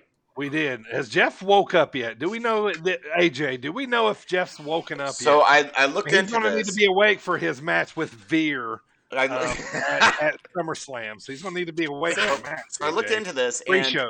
No one can tell because he still has the stuff painted on his eyes. His so eyes. no one knows. Right. So he looks awake. So he might be awake. I think he has one open, one closed. So and then he switches up when no one's looking. Oh my god, I can't wait till Samoa Joe beats the tar out of him. Yeah, that's going to happen. So, NXT recap. Speaking of, show kicks off with Diamond Mine in the ring. Malcolm Bivens is accusing Kushida of being a coward for not wanting to defend his Cruiserweight title against Roddy Strong. Roderick Strong... I was just going to say, so Diamond Mine's still together. We didn't know. They're still together without Tyler Rust. Without Tyler Rust. They need to get a third. It looks weird now. It does look weird. Yeah. They'll add somebody in there, too. They need to recruit somebody. Maybe they can recruit whoever wins the breakout tournament. So Roderick Strong ends up having an open challenge due to Kushida being a coward. And out comes Ilya Dragunov to accept that challenge. Ilya Dragunov ends up defeating Roderick Strong. Afterwards, he calls out Walter, but Walter does not answer the call. Doesn't have to. He's Walter. He's Walter. Yeah. And it's his birthday week. So it is his birthday week. He can do what he wants. He do what he wants. He's a big boy. Video package is played of Adam Cole versus Cool Kyle. Hey. We all know how that goes. The Way is backstage, and there's more talk about Indy and Dexter. And Johnny asked Dexter... Okay, this part's funny. This was funny. Johnny asked Dexter how he liked the cake last week, and he says, "Oh, he loved it, and he even had room for pie." And as they're walking away, Johnny says, "I didn't see pie on the menu." What was funny to me is he was like talking about all the stuff that he did. He's like, "Oh, that sucks. He's like, "Oh, but he took me up into a hot air balloon ride." And they're like, "Oh, well, that's pretty." And then we made out. And she's like, "But then we made out." And he's like, "Oh, yeah, that's gross." That's what she's like. And she's putting these gloves on, and they're like, "What's with the gloves?" And her and Dexter both have black matching gloves. Ain't it funny that they're like parent role and they're really about to be parents? Yeah, it's true. They announced congratulations. Yeah. They announced they are having a baby. Yay. Candice and Johnny. Baby wrestling. Baby. So they did actually end up having a match. Robert Stone and Jesse Kamea with Frankie Monet versus Index. So it's hilarious because Indy's doing everything that Dexter's doing. She's like his every gesture and movement. Like Sandow and Miz. Yes. Yeah. Nice. Frankie Monet gets ejected during the match from ringside. Index ends up winning. And after the match, Indy Hartwell, on her birthday, proposes to Dexter. Index is now engaged. Aww. I love this. That means we're going to have a wedding. A wedding? Be when was the last wedding we had? Test. Daniel Bryan and AJ. Daniel Bryan and AJ? Yeah, Daniel Bryan and AJ. Yeah, I guess so. Yeah, it's been a while, man. It's time to bring that gimmick back. That was like 12 years ago. Do you think that Johnny and Candice will get mad because they're upstaging them? Yes. Engagement over baby announcement. New feud. Maybe that's just they didn't announce that on the show. So no, I did love that baby. That's a real life announcement. Yeah, which was pretty funny. So anyway, breakout tournament semifinals. Duke Hudson Duke. Yep, versus Carmelo Hayes. Carmelo Hayes wins and moves on to the finals to face Odyssey Man. Jones. What are they doing, man? Duke's money, dude. I mean, like I said, he's basically the only heel left in the tournament, so he's going to get over. But man, I want to see Odyssey versus Duke, like a good, now Two we big old bulls. got Yeah. two faces going at it. NXT Tag Team Championship match. Yeah. My boys MSK versus Imperium. Yep. MSK retains the titles. During the match, though, Ilya Dragunov and Walter end up brawling, and this continued after the match until Walter chokes out Dragunov. Finally, we at the end of the night, we have Samoa Joe arrives to the ring for his face-to-face with Karrion Kross. Joe says there's no point in talking because he isn't here to hurt Karrion Kross's feelings.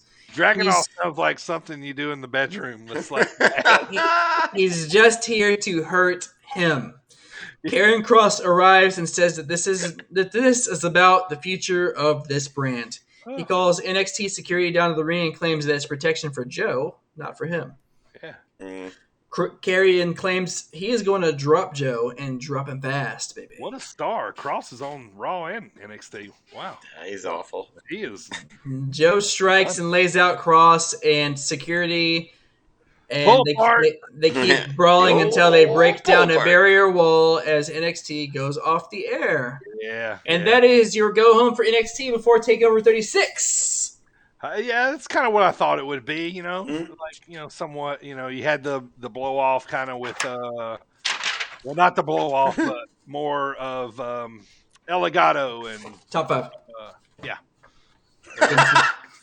El Legado and what you call it? Candy bar. Hit row. Yeah. Hit row. Yeah, outside. Yeah, it was really about all that happened in the Cameron Grimes. L.A. Knight. Oh, yeah. L.A. Knight. Let me talk to you. So, those two things did not play on Hulu. I need to stop watching it on Hulu. Yeah, because that was fantastic. Yeah, so it led more to, of the match coming up with L.A. Knight and Cameron Grimes. If L.A. Knight wins, $1 Million Man is going to be his butler now. All right, well, that was basically, there was more lead up to that because Cameron Grimes had a match against Josh Briggs. So Josh Briggs come out, Cameron Grimes gets the win, and then so later on, towards the end, it shows Cameron Grimes and $1 Million Man backstage. Cameron is fired up. He's like, I'm going to be the $1 Million Man. I'm going to win for you. Like, he's going crazy. It's funny. He's throwing his hair around. He's like, like just going nuts, man. And he's like, I'm going to win it just for you, blah, blah, blah. And that's how they ended up going off. So, yeah, that was pretty wild. That Ted DiBiase. Yeah. All right, so that is our recap. Now let's get to our drop kick discussion of the week. This week's drop kick is their top 5 Stone Cold Steve Austin matches. Stone Cold. Now, these are not stunning Steve Austin matches. These are Stone Cold Steve I guess Austin. I got to remove 3 of mine then. Yes. No, you don't. Hollywood Blondes. Y'all didn't have one stunning Steve. I bet I had at least 3. No Ringmaster either. Oh! Anyway, it was totally this was our top 5 favorite Stone Cold matches. First of all, let me tell you. Mine are all Stone Cold. Right. Yeah, mine are too. But let me tell you real quick, because I told you guys before, I had a really awesome day today. Tell you what I did. Yeah. So the kids went back to school today. I looked at the calendar. I was like, man, I don't have nothing to do. Yeah, the kids went back to school today. I don't have nothing to do today. So I cleaned up the house a little bit. I went back and I watched all of my top 5 matches of Stone Cold. Yes, you did. Yep, because I was sending you guys some snaps of some stuff today. So I really got to go back and relive, which I'm glad I did, man, because, these matches are really good. I knew my top 3, my 4 through 6, 7, here and there. Some of them, like I liked, Like my favorite thing Stone Cold ever did, match aside, is when he came into the ring, stunned everybody, and left. Yep. That's my ultimate favorite Stone Yep. Cold on anybody. But official match, Arrive, raise hell, leave. right? Yep. Yes, but official match is we're going to get to here. So, all right, guys, who wants to start us off, man? Number 5. Stone Cold matches. You Let AJ go first. I go first. I went first last time. okay? AJ, number 5. Okay, so the reason I wanted to go first is because this is probably breaking the rules a little bit. This is not a Stone Cold Steve Austin match, nor is it a stunning Steve Austin match, nor is it a Ringmaster match. It's an ECW. So I love this movie so much. It is awful. It's horrendous, but it's so amusing. It is Stone Cold versus the Helicopter in The Condemned. I had to include this. Oh, man. I remember the first time I saw this, I was like, did he really just throw a shock collar into a helicopter so the helicopter explodes? Yes, that happens. Wow, so that's your number 5. I have a funny story I will tell you guys about that movie off of this. Oh, I love it so much. And he shoots for maybe a minute straight. It's just a close up of 2 guns shooting, and then a close up of the helicopter, and then back to Stone Cold with the guns, and then back to the helicopter, and then he seriously this girl, the female protagonist of the movie, takes off her not shock collar, but her prison collar, because that's why they're all there, because they have to kill each other, blah blah blah. And she hands it to Stone Cold, and he's just like, man, and hucks it all the way into the helicopter. Helicopter explodes. It's amazing. Everyone go watch that movie. That's my number 5. Stone Cold versus the Helicopter. All right. You sure you want me to go? You want to go, Dirty? Go ahead. Who, me? Yeah. Okay. All right, my number 5 is versus Shawn Michaels, WrestleMania 14. I was going to say, my 5 isn't going to be y'all's 5. This is the 1998 match at WrestleMania where Mike Tyson was involved. It was a really awesome storyline, well delivered. Tyson ended up counting the 1, 2, 3 on the win. This was actually Austin's first WWE title win. It was a really great match. Shawn Michaels had a shoot back injury during the whole match, so he that was kind of messed made this. This made this a little more legendary, and this is the match where Shawn took the right from Mike Tyson too that dropped. So 1998, Shawn Michaels, Boston, Massachusetts, WrestleMania. That's my number 5. By the way, Undead in the chat says Jake the Snake, King of the Ring, 96. Also a very good choice. Yeah, that was right after the 316 316 promo. Get that piece of crap out of my ring. That was Primo, about as good as my Mark Henry. So this one might be higher on you guys' list. It's not on mine. It's my number 5. WrestleMania 13 I Quit match versus Bret the Hitman Hart. Interesting. Where he didn't quit. His body quit on him because he passed out due to blood loss. And it was awesome. Yeah, it was awesome. The double turn. The reason that's my number 5 is because I've never been a huge Bret Hart fan. See, you know very well that I'm a huge Bret Hart mark, so we'll get to that. So, I guess it's my turn. Number 4, since Dirty just talked about it, is Shawn Michaels at WrestleMania 14. Blah, blah, blah, Mike Tyson, all that good stuff. It is the start of the Attitude Era. That match right there kicked off the whole entire best period of wrestling ever. It's never been hotter. It might be approaching that soon in the coming days, which is exciting. But yeah, that's why it's my number 4 is Stone Cold for blah, blah. I'm good at speaking. Moving on. That was the same WrestleMania 2 where they had the band that played the DX song. Beat that you better. Break it down. All right, my number 4 is to say this real quick. My next 3 come from the same year. So obviously, I thought 2001 was a big year. I know where you're going with this for Austin. But here, my number 4 was versus Triple H at No Way Out 2001. This was the famous 3 stages of hell match. Triple H gets the win here. This was held in Las Vegas.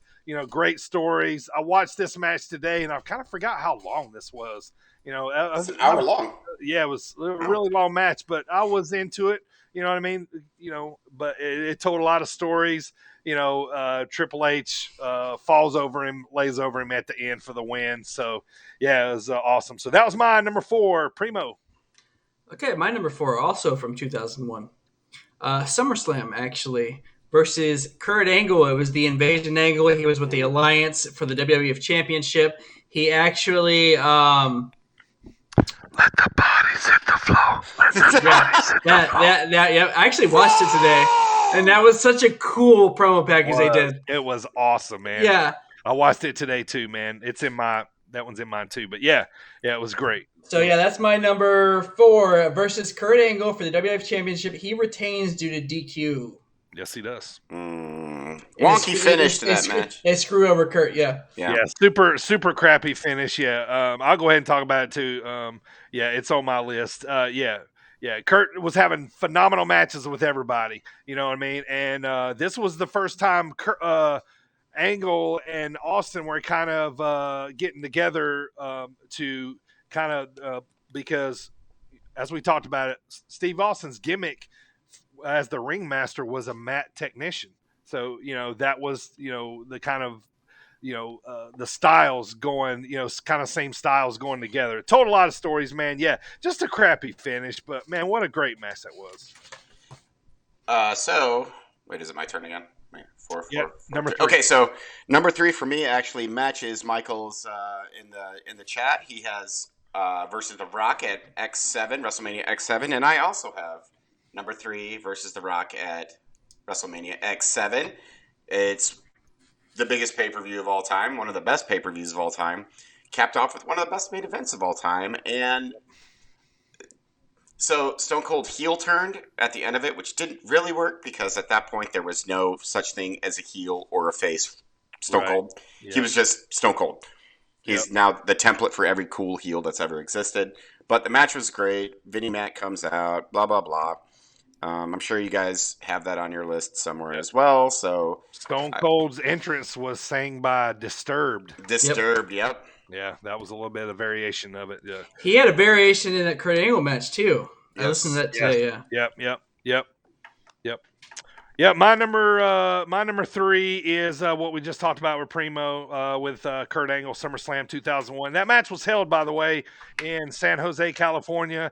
But yeah, I watched that back today too, and actually watched that intro twice because when the show leads in to Let the Bodies Hit the Floor, the Drowning Pool is singing with it. But then before the match, they was cutting it into the entrances with Kurt, and that was great. They used to do those promo packages so good. Yeah. Why don't they do that anymore? I don't know, man. That was awesome. I still remember they did one song. I don't know if it was by Crossfade or Seven Dust or one of those bands that used to get all the time. It was whenever Test and Scott Steiner were fighting over Stacy Keibler. But even they made that promo package interesting, Right. Yep. That's when WWE was like the best at promo packages. Yeah. Like ever, because it's the same for the promo package leading up to the X7 match. It was, even though a Limp Bizkit song was attached to it, it was still amazing. Yep. I'm a fan. Number 3. Number 3 is 3 Stages of Hell versus Triple H. Nice. Las Vegas match. You know what happens? We haven't done the you know what happens. Lots of pin clicky. Lots of pin clicky. All right, top 2, AJ. So number 2 just got mentioned twice. It's the No Way Out 2001 against Triple H. Regular match, which Austin was expected to lose. He won. Street fight, which Austin was expected to win. He lost. And then the cage match, I feel like neither guy won or lost. It just so happened that Triple H fell on top of Austin when they were both done. Just like Cole and Cool Kyle are doing this weekend at TakeOver. Yes, that they're going to do the exact finish. I will almost bet any amount of money on it. But yeah, it's a great match. My favorite Triple H match too, actually, if you want to throw that into a category, which I doubt we'll ever do. But I love it so much. It's great. Hour-long match, never boring. So yeah. My number 2 is versus The Rock, WrestleMania 17. To me, a couple notes that I wrote down. These guys were the biggest stars in the game at the time. It was freaking huge. Wrestling was huge. This match happened in Texas. You know what I mean? It was in Houston, so Austin was The Astrodome. it was the Astrodome. So Austin was the local favorite. Ended up with the whole Vince McMahon coming out and all that kind of stuff. So yeah, that was pretty wild. Really quick, Undead had number 3 at the Rumble 97. Is that the Rumble? Was that his first Rumble win? Austin's? Probably. Because he won, what, 2 in a row? Yeah, it was his first win. Okay. All right, yeah. So, yeah, Undead just said first win. Okay. Primo, number 2. Number 2, WrestleMania 14 versus Shawn Michaels with Mike Tyson as the special enforcer. Nice. Same as Undead. Yep, same as done it. All right. Yep. AJ, get us started. Number 1, start at 5, go to 1. So 5 is really the only variation on all this. It's not a wrestling match. Stone Cold versus the Helicopter.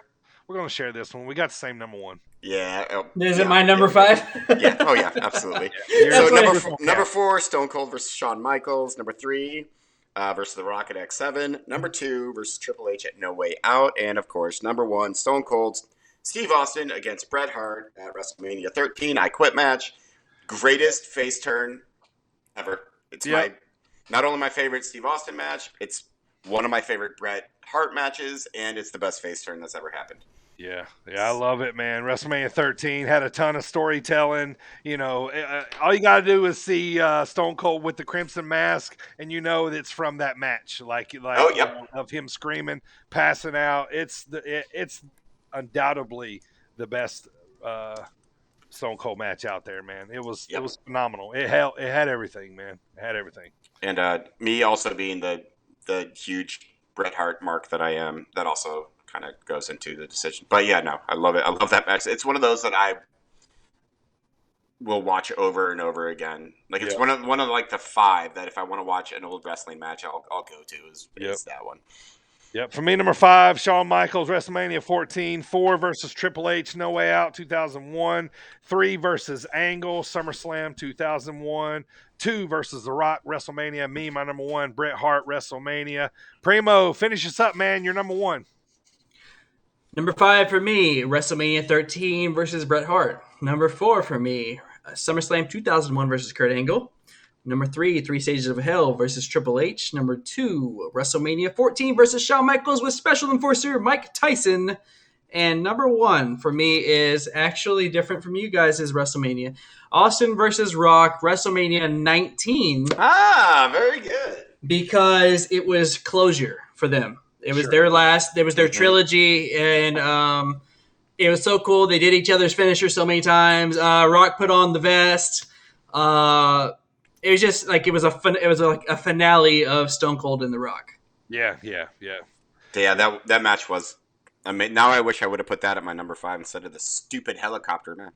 Well, that would have been like if I had 6, 7. You know what I mean? Because but after watching these matches today that I watched, I wanted to go back and watch that one too. And it was funny. It's when I go back and watch them, there was like when I seen The Rock and. Kurt Angle, there was a Taker Kane match on that too. I wanted to watch all this. I love the nostalgia wrestling, man. Yeah, me too. It's great. What are you gonna say, Primo? Unofficially, maybe Undead. I don't know. He had to have it. He had a couple against Bischoff. Yeah. But do those count though? But officially on a pay-per-view, probably. Yep. Undead asked if that was his last match. If all you marks out there listening.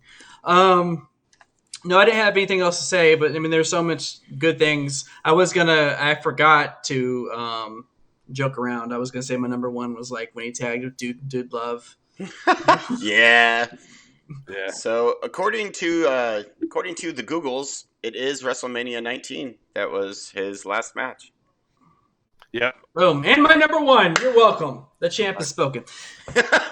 All right, so that is our Dropkick discussion of the week, sponsored by Coastland Apparel. Use promo code BirdTV for 15% off. So let's get to some news and notes here from over the weekend before we get to the last few things in the show.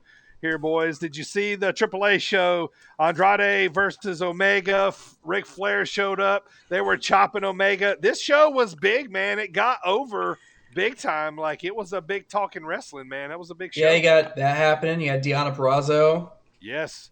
Deonna Purrazzo, she won like the women's version of their title. You know, I'm going to talk about it here in just a little bit, but Deonna Purrazzo, probably the most celebrated women's wrestler right now. She's the female belt collector. Yeah, she is. She is. Also, everybody was making a big deal that Charlotte was backstage.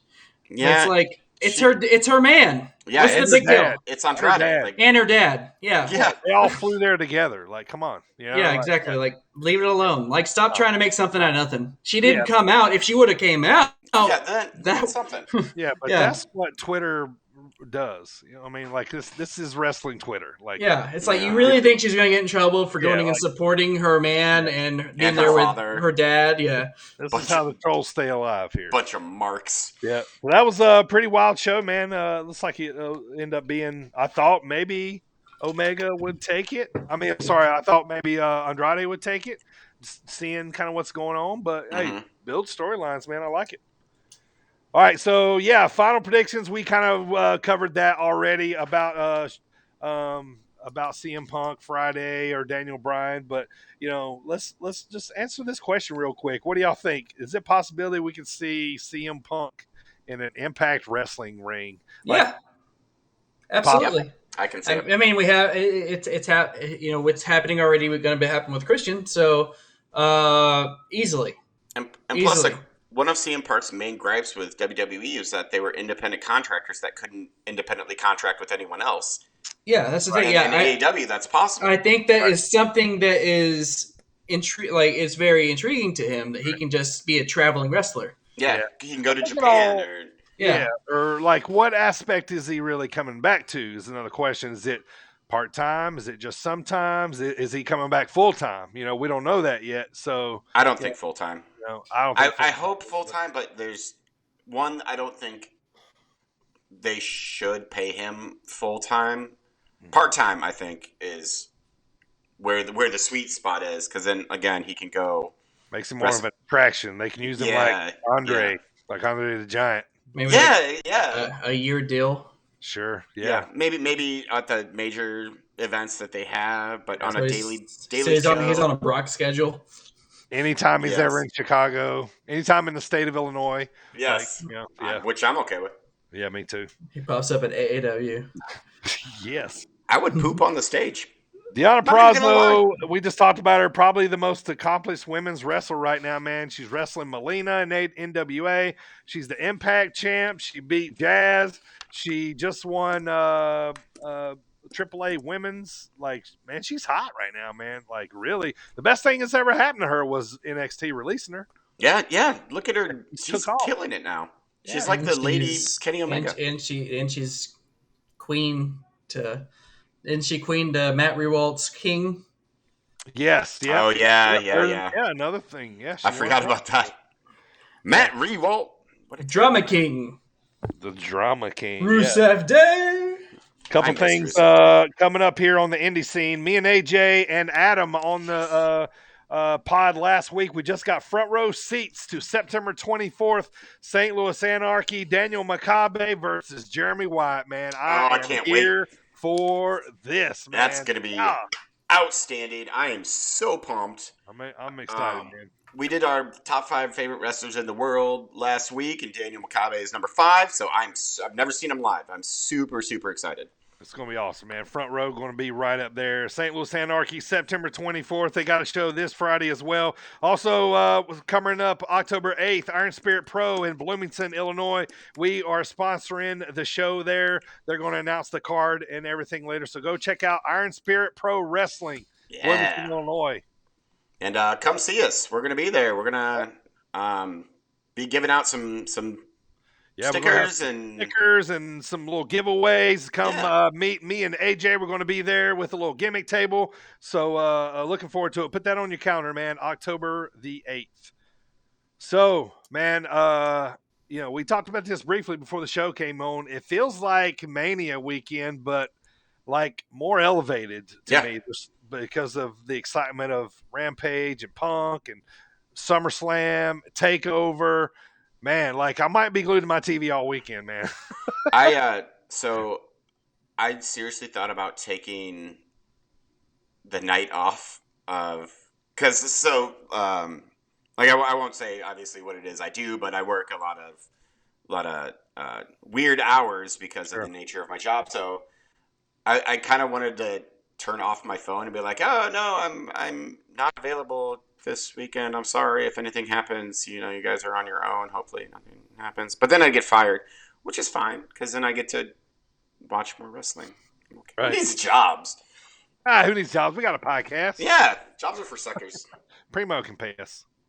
Yes. Sure. Yeah. Ding ding ding ding ding ding. All that championship money I got. All right, so Primo, just run down the card here for us real quick, man. SummerSlam and then Takeover. SummerSlam's on Saturday night this week. We're used to having SummerSlam on Sunday nights, but we moved it to Saturday night, so they're going to do Takeover on Sunday. So let's hear those cards there, Primo. Okay, for the SummerSlam card, we have Drew McIntyre versus Jinder Mahal. Yes. No hinder, Jinder. We have United States Championship match, Sheamus versus Damian Priest. No. Edge Not on board. versus Seth Rollins. On board. This is going to be good. Yep, I think that's going to be match of the night. Usos versus the Mysterios in a SmackDown Tag Team Championship rematch. It's fine. Raw Women's Championship thruple with Nikki, almost a superhero, versus Rhea Ripley and Charlotte. Okay. It's fine. SmackDown Women's Championship match between Bianca Belair and Sasha Banks. How you say SmackDown around here? Smackity down. Thank you. Women's Championship match, Bianca versus Sasha. I think this match is going to be great. Especially now that she has her minions. Yes, she didn't need super heelish now. I see some debauchery here. Yes. Buffoonery. Universal Championship match, Roman Reigns versus John Cena. I'm looking forward to this match. When Edge. Yeah, the iconoclastic one. And finally, WWE Championship match versus Bobby Lashley versus Goldberg. I'm terrified of that match. So here's something I have to say is, okay, it's cool. I'm gonna watch SummerSlam, but it's not a hugely attractive card. No, it really isn't. The outcomes are kind of predictable. It's kind of honestly, besides the some like two or three, a handful of matches, it's kind of lame. Yeah, a little bit. Yeah. Like not real excited about it. I'm excited about Edge. It doesn't feel like the biggest party of the summer. No, it feels like the fourth biggest party of the summer. Yeah, like I'm gonna watch in hopes of some sort of surprises. Like this doesn't make me feel like I'm watching WrestleMania 2.0. I mean, when you have matches that have, like Cena Roman will be fun. There's no consequences to it. Lashley Goldberg, I'm terrified of the results. Usos Mysterios have fought 50,000 times. Yeah. Sheamus and Damian Priest. I like one of those guys. Like I think the show that burns the house down is Edge and Rollins. Yeah, I think so too. Yeah, I think that match is gonna be fantastic. Yeah, like there's nothing that screams huge card here, really. You know what I mean? Like Roman Cena's probably the best thing on. That's the thing. They pulled in these big names, but it's like okay. Okay. Yeah. And see, and here's two guys. We're gonna know if they're paying attention, for the week because they know what the magnitude of the weekend is. And they should have went bigger. I just feel like they're not going to want to be the lesser card of the weekend. They're SummerSlam and Takeover is going up against a 1 hour, Rampage that might win the involve- weekend. That might win the weekend. 1 hour might win the weekend. You know what I mean? So I just feel like they know, that they got to bring it, or them like, we're still WWE, so we're gonna be here regardless. Yeah. Do you know who We'll see if they bring Mr. SummerSlam is? John Cena. No, That's the Summer Cena. Brock Lesnar. Yeah. See, I think it's a terrible decision to bring him. Like, you're just relying on old people who are part-timers. I think he's main evented 8 SummerSlams. Good Lord. Some of them are pretty good. Yeah. So, I mean, that would make sense. So, all right, how about the TakeOver card? TakeOver 36 is actually a better card overall. Yeah, I think it's absolutely a better card. $1 million championship. You have LA Knight versus Cameron Grimes, with the stipulation that if LA Knight wins and retains the $1 million championship, Ted DiBiase, the $1 million man himself, also has to become the butler. Super psyched for that match. Love the gimmick. Yep. Then you have Cool Kyle versus Adam Cole, baby. I think it'll be a great match. 2 out of 3 falls match. First fall traditional, second fall street fight, third fall steel cage match. You were right earlier. I think it's going to be the exact match that Stone Cold and Triple H had. Has any of these matches ever ended when somebody got 2 straight pinfalls? Yeah, 2 pinfalls in a row. Never. No. Never. Right, Primo. Right. NXT Women's Championship, Raquel Gonzalez versus Dakota Kai. I think that'll be a good match, too. NXT UK Championship. Yeah. Walter versus Ilya Dragunov. Nice. I like that. And NXT Championship, Karrion Kross versus Samoan Joe. Dun, dun, dun. All right, so Joe's gonna kill you. Joe is gonna kill you. So, all right, boys, let me say this real quick, and then we'll move on to Michael Cole. Square Circle questions. Michael. All right, so the way this is set up, I'm glad Takeovers is Sunday, because we know what we're probably going to get Monday. It's Friday with a Rampage. Crapshoot on Saturday. Whatever we get, we get. Yeah, sure. So I'm glad TakeOver is Sunday, because I feel like, they're going to go, TakeOver's always good, man. Have we ever really watched a bad one? Maybe not. You know what I mean? Like, they're just good. You know what I mean? And even the mediocre ones are good. Yes, we've watched some bad ones, but you know what I mean? Like I'll be happy, if SummerSlam doesn't deliver very much and TakeOver is about to come on, I'll still be pretty excited. I feel like I'm gonna be super hyped on Friday, and that's just gonna carry me through the Saturday doldrums that will be SummerSlam. I feel like, and then finish off with NXT. Yeah, I'm okay with it. So there were grumblings about, after the NXT releases, that they were trying to supposedly bury NXT. But them being on Sunday says otherwise. Yeah, I agree. It's Yeah. like they have more faith in the NXT show than they do in SummerSlam. Yeah. Right. Fix it, WWE. All right, so that is some news and notes here. Let's get to Squared Circle questions for this week. Edition number 6 here. Primo still holding the championship for Squared Circle question. AJ is the contender here tonight. All right, so full disclosure, I had to do another pay-per-view because Primo killed my SummerSlam 2013 at the beginning of the show. That was going to be my pay-per-view, so I had to scramble and get another one. So that's why you guys see me writing there for a while. Go ahead with that one. I got one, yeah. So anyway, I think pay-per-view first. I got it all fixed now, so we're back to normal. So, all right, so let me explain it to you here. So, Squared Circle questions, wrestling questions, AJ versus Primo, 2 out of 3 questions right is the winner. The 3 categories are wrestler, pay-per-view, and wrestling potpourri. So, I give the facts. The guys try to answer the questions of what we're talking about. Their first answer is their answer, so they can't just blurt out responses. So, all right, boys, here we go. Primo, give me a category: wrestler, pay-per-view, or potpourri. All right, wrestler. Here we go. He was born March the 6th, 1971. He was born in Oakville, Ontario, Canada. Billed at 6'3", 244 pounds from Las Vegas. He has held the WWE Intercontinental Belt twice. He was a one-time European WWE champ, a one-time tag team WWE champ. All right, this is where it gets interesting. His real name is Shawn Morley. Hello, ladies. Val Venus. Val Venus. God damn it.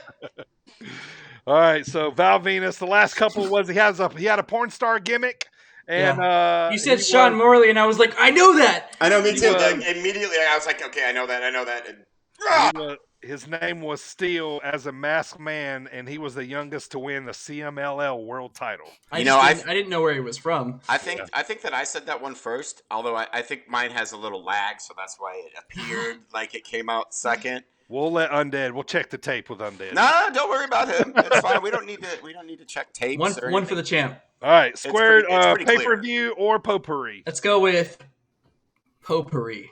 All right, boys. Give me a pen and paper here, real quick. I'm gonna need you to write down something. Let's just to stay level, okay? You guys got. I'm gonna give you. So no shouting. No shouting. I'm gonna give you like 5 seconds to answer. Okay. Okay. All right. Here we go. Here's the question: what age did Brock Lesnar win his first WWE title? 2, 3, 4, 5. Answers, please. Closest wins. The answer is 25. AJ gets it with 24. Primo at 22. All right. Final question here, tiebreaker. It comes down to pay-per-view. Here we go. The hardest one. I know, it really is. This one, I know. These are always hard to decipher. Okay. All right. Here we go, boys. Ready? I just want to be the question asker one time. Apollo defeated MVP. Huh? Bailey defeated Apollo Crews? Yes, Apollo Crews defeated MVP. Baxter. Bailey defeated Asuka. The Street Profits defeated Andrade and Garza. Angel Garza. Mandy Rose defeated Sonya Deville. Seth Rollins defeated Dominic Mysterio. Drew McIntyre defeated Randy Orton. SummerSlam 2020? Main event, Fiend defeated Braun in a Falls Count Anywhere match. AJ, new champion, SummerSlam 2020. It was last year's. I know it was 2020. I was like, surely he didn't go with SummerSlam. That was too easy. I did. I tried to hide in. So yeah. All right. Well, you got your wish, Primo. Next week you can be the reader. I'm going to take on the champ of AJ. Nice job, AJ. Thank you. Good job, AJ. Good work, buddy. Nice job. Hold on, I'm dancing. Congratulations. He is dancing. All right. I would say it had to be super recent for Dominic to be there. Yep. Our new Square Circle champion, AJ. Mid-card champ. I got my belt back. I'm not ready for the big time yet. Two-time mid-card champ. Two-time champ. All right, so AJ, promo school today. It's the Ultimate Warrior Crash the Plane. Yes. This is my promo here. This is my favorite promo outside of Jake the Snake Roberts of all time. It's almost about 4 minutes long here, so it's really dark and creepy. He talks about AJ, like killing pilots? Yeah, like throwing pilots out of planes and turning the plane into a nosedive Hulk Hogan. Yeah, this is one of the wilder ones that he had. So here we go. Coke is a hell of a drug.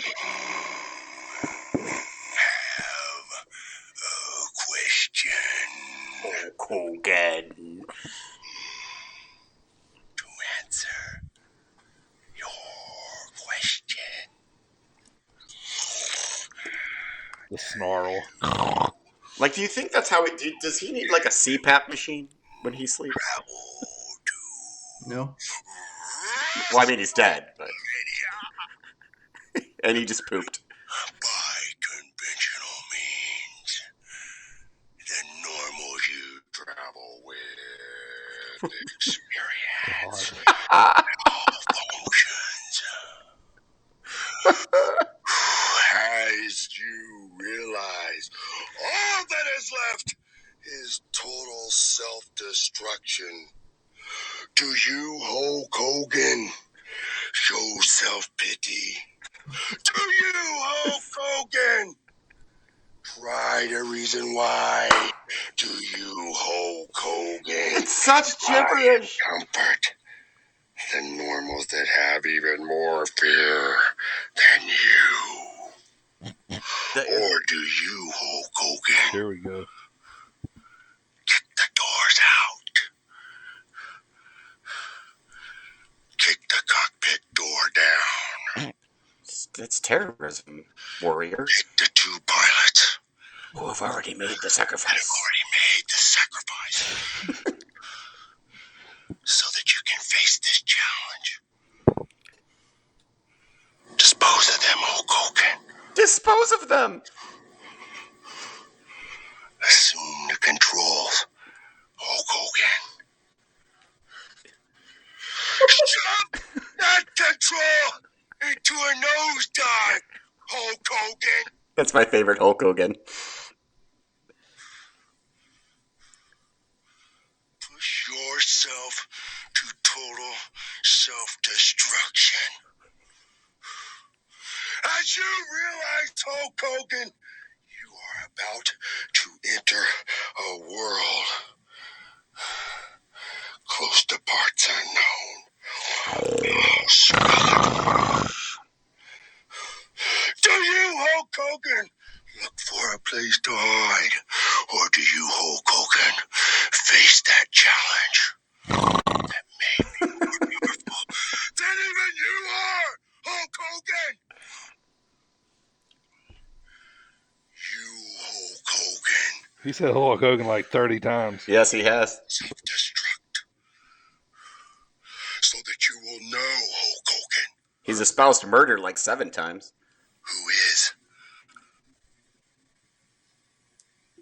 He fell asleep. the chosen one. The chosen one. For Hulk Hogan, I am not the chosen one that you speak of. What the fuck is he talking I am not. Oh, we're ready to start now. Oh, God. Oh, shit. Hogan Whoops. am the only one.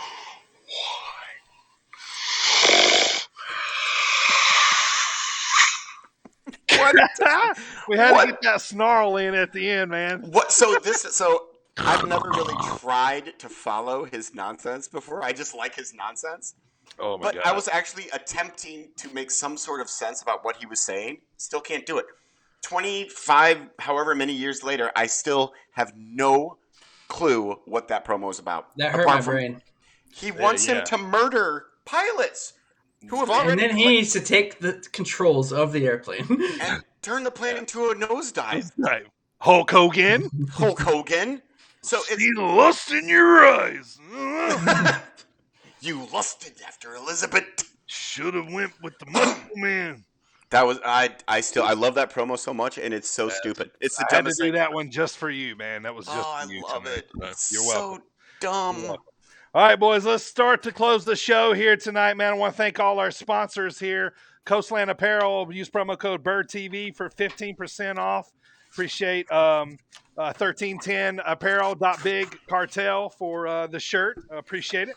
Also, oh, man, sorry about that. Also, Primo, where can you get Sit Down Marks? Where can you get it? You can get it on Twitch, Spotify, iHeartRadio, and Apple Podcasts, as well as Google Podcasts, Stitcher, Amazon Prime Music, Audible, and now on Sportnarium.com, otherwise known as SportsWire. Online radio, live on Friday nights at 6:45 Eastern Standard Time, right before the Thomas Bryce Show. That was very professional. With that hat That on, was AJ, you look like my grandpa when he used to cut grass. You know how they put the headphones Thanks, over I'm dead. Yeah. and Appreciate it. up real high. Thanks, Undead. Appreciate everybody tuning in here birthday, to you watch turd. us live, man. It's been Yeah, happy birthday.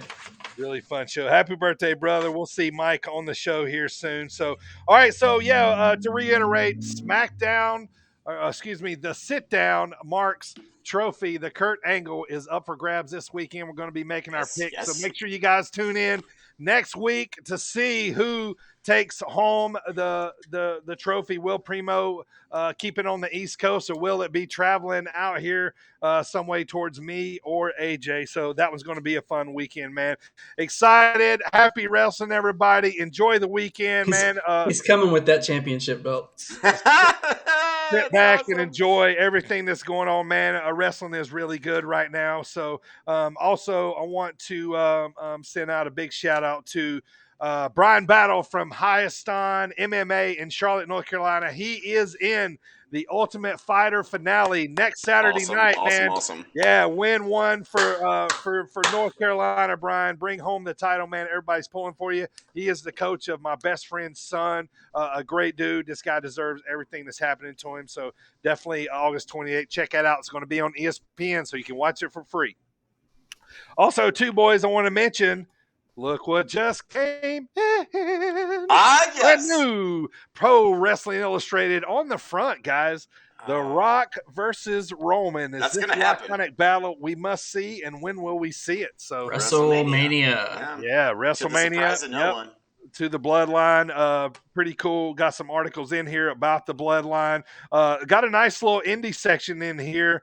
Of course, a lot of AEW write-ups. So, and I just there's a picture of Danhausen too. Everybody say, "Hey, I love Danhausen." Yeah, Danhausen made it. So anyway, sadly, I just was told that this is my last issue, so I'm going to renew. So yeah. I know for a second I was like, "Wait, ever?" No, like ever. Mrs. Dirty is cutting him off. Yeah, I'll always support Pro Wrestling Illustrated. I've been a member for them forever, and I'll always get the magazine, like the old times. So I'm going to be reading that next week on the plane on my way to Seattle. I will be stealing it from you in 2 weeks. Yes, and so when I get back to Seattle, it's definitely yours. So hell yeah. All right, so yeah, it was funny. Ric Flair trending today on Twitter. So that was fun on a plane. Kind of fun. So AJ, give me the preview of next week's pod. So next week is a big one. Again, it's probably going to be like 7.5 hours long. Don't worry, we'll take a break for pee and food at some point. We're going to be going down NXT, SmackDown, AEW Rampage, all the indies, Raw, I guess, if we have to. Also, our Dropkick discussion next week, I believe, our favorite Impact wrestlers. Is that correct, Dirty Bird? Yeah, we're going to do Impact wrestlers, of all time. Let's make a call. You guys want to do of all time? Yes. Yeah, yes. Of all time. Because some of my favorite wrestlers ever are in. Because a lot of our wrestlers now, Impact, are also AEW. AEW, so that makes sense. Let's do of all time. Yeah, sounds good. Excellent. All right, so we come to that part of the pod here, AJ, but I want to talk about this first.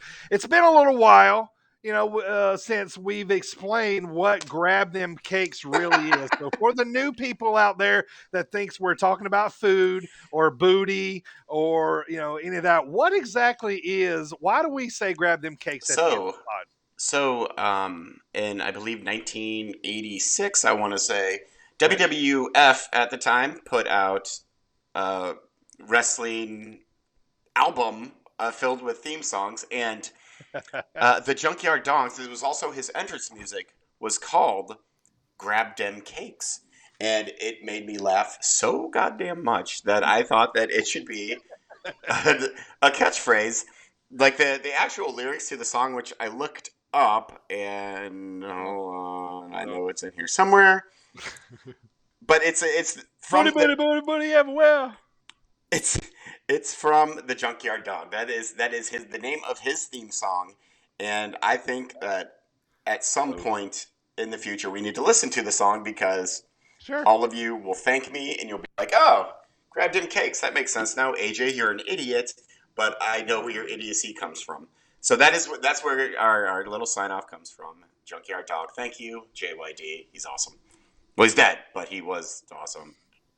Not awesome anymore. Next week, we're going to have, by the way, next week, we're going to have a lot to cover. So no Squared Circle questions or promo school next week. We'll bring them back in 2 weeks. So just for the people that wonders why we have Grab Them Cakes on the merch, we say that at the end of the pod. So just wanted to revisit why we're here. while we come to the show here at this point of the day. Primo, set up AJ to bring us home here, man. At the end of every show, we always got to hear it. AJ, tell them. Grab them cakes, Hulk Hogan.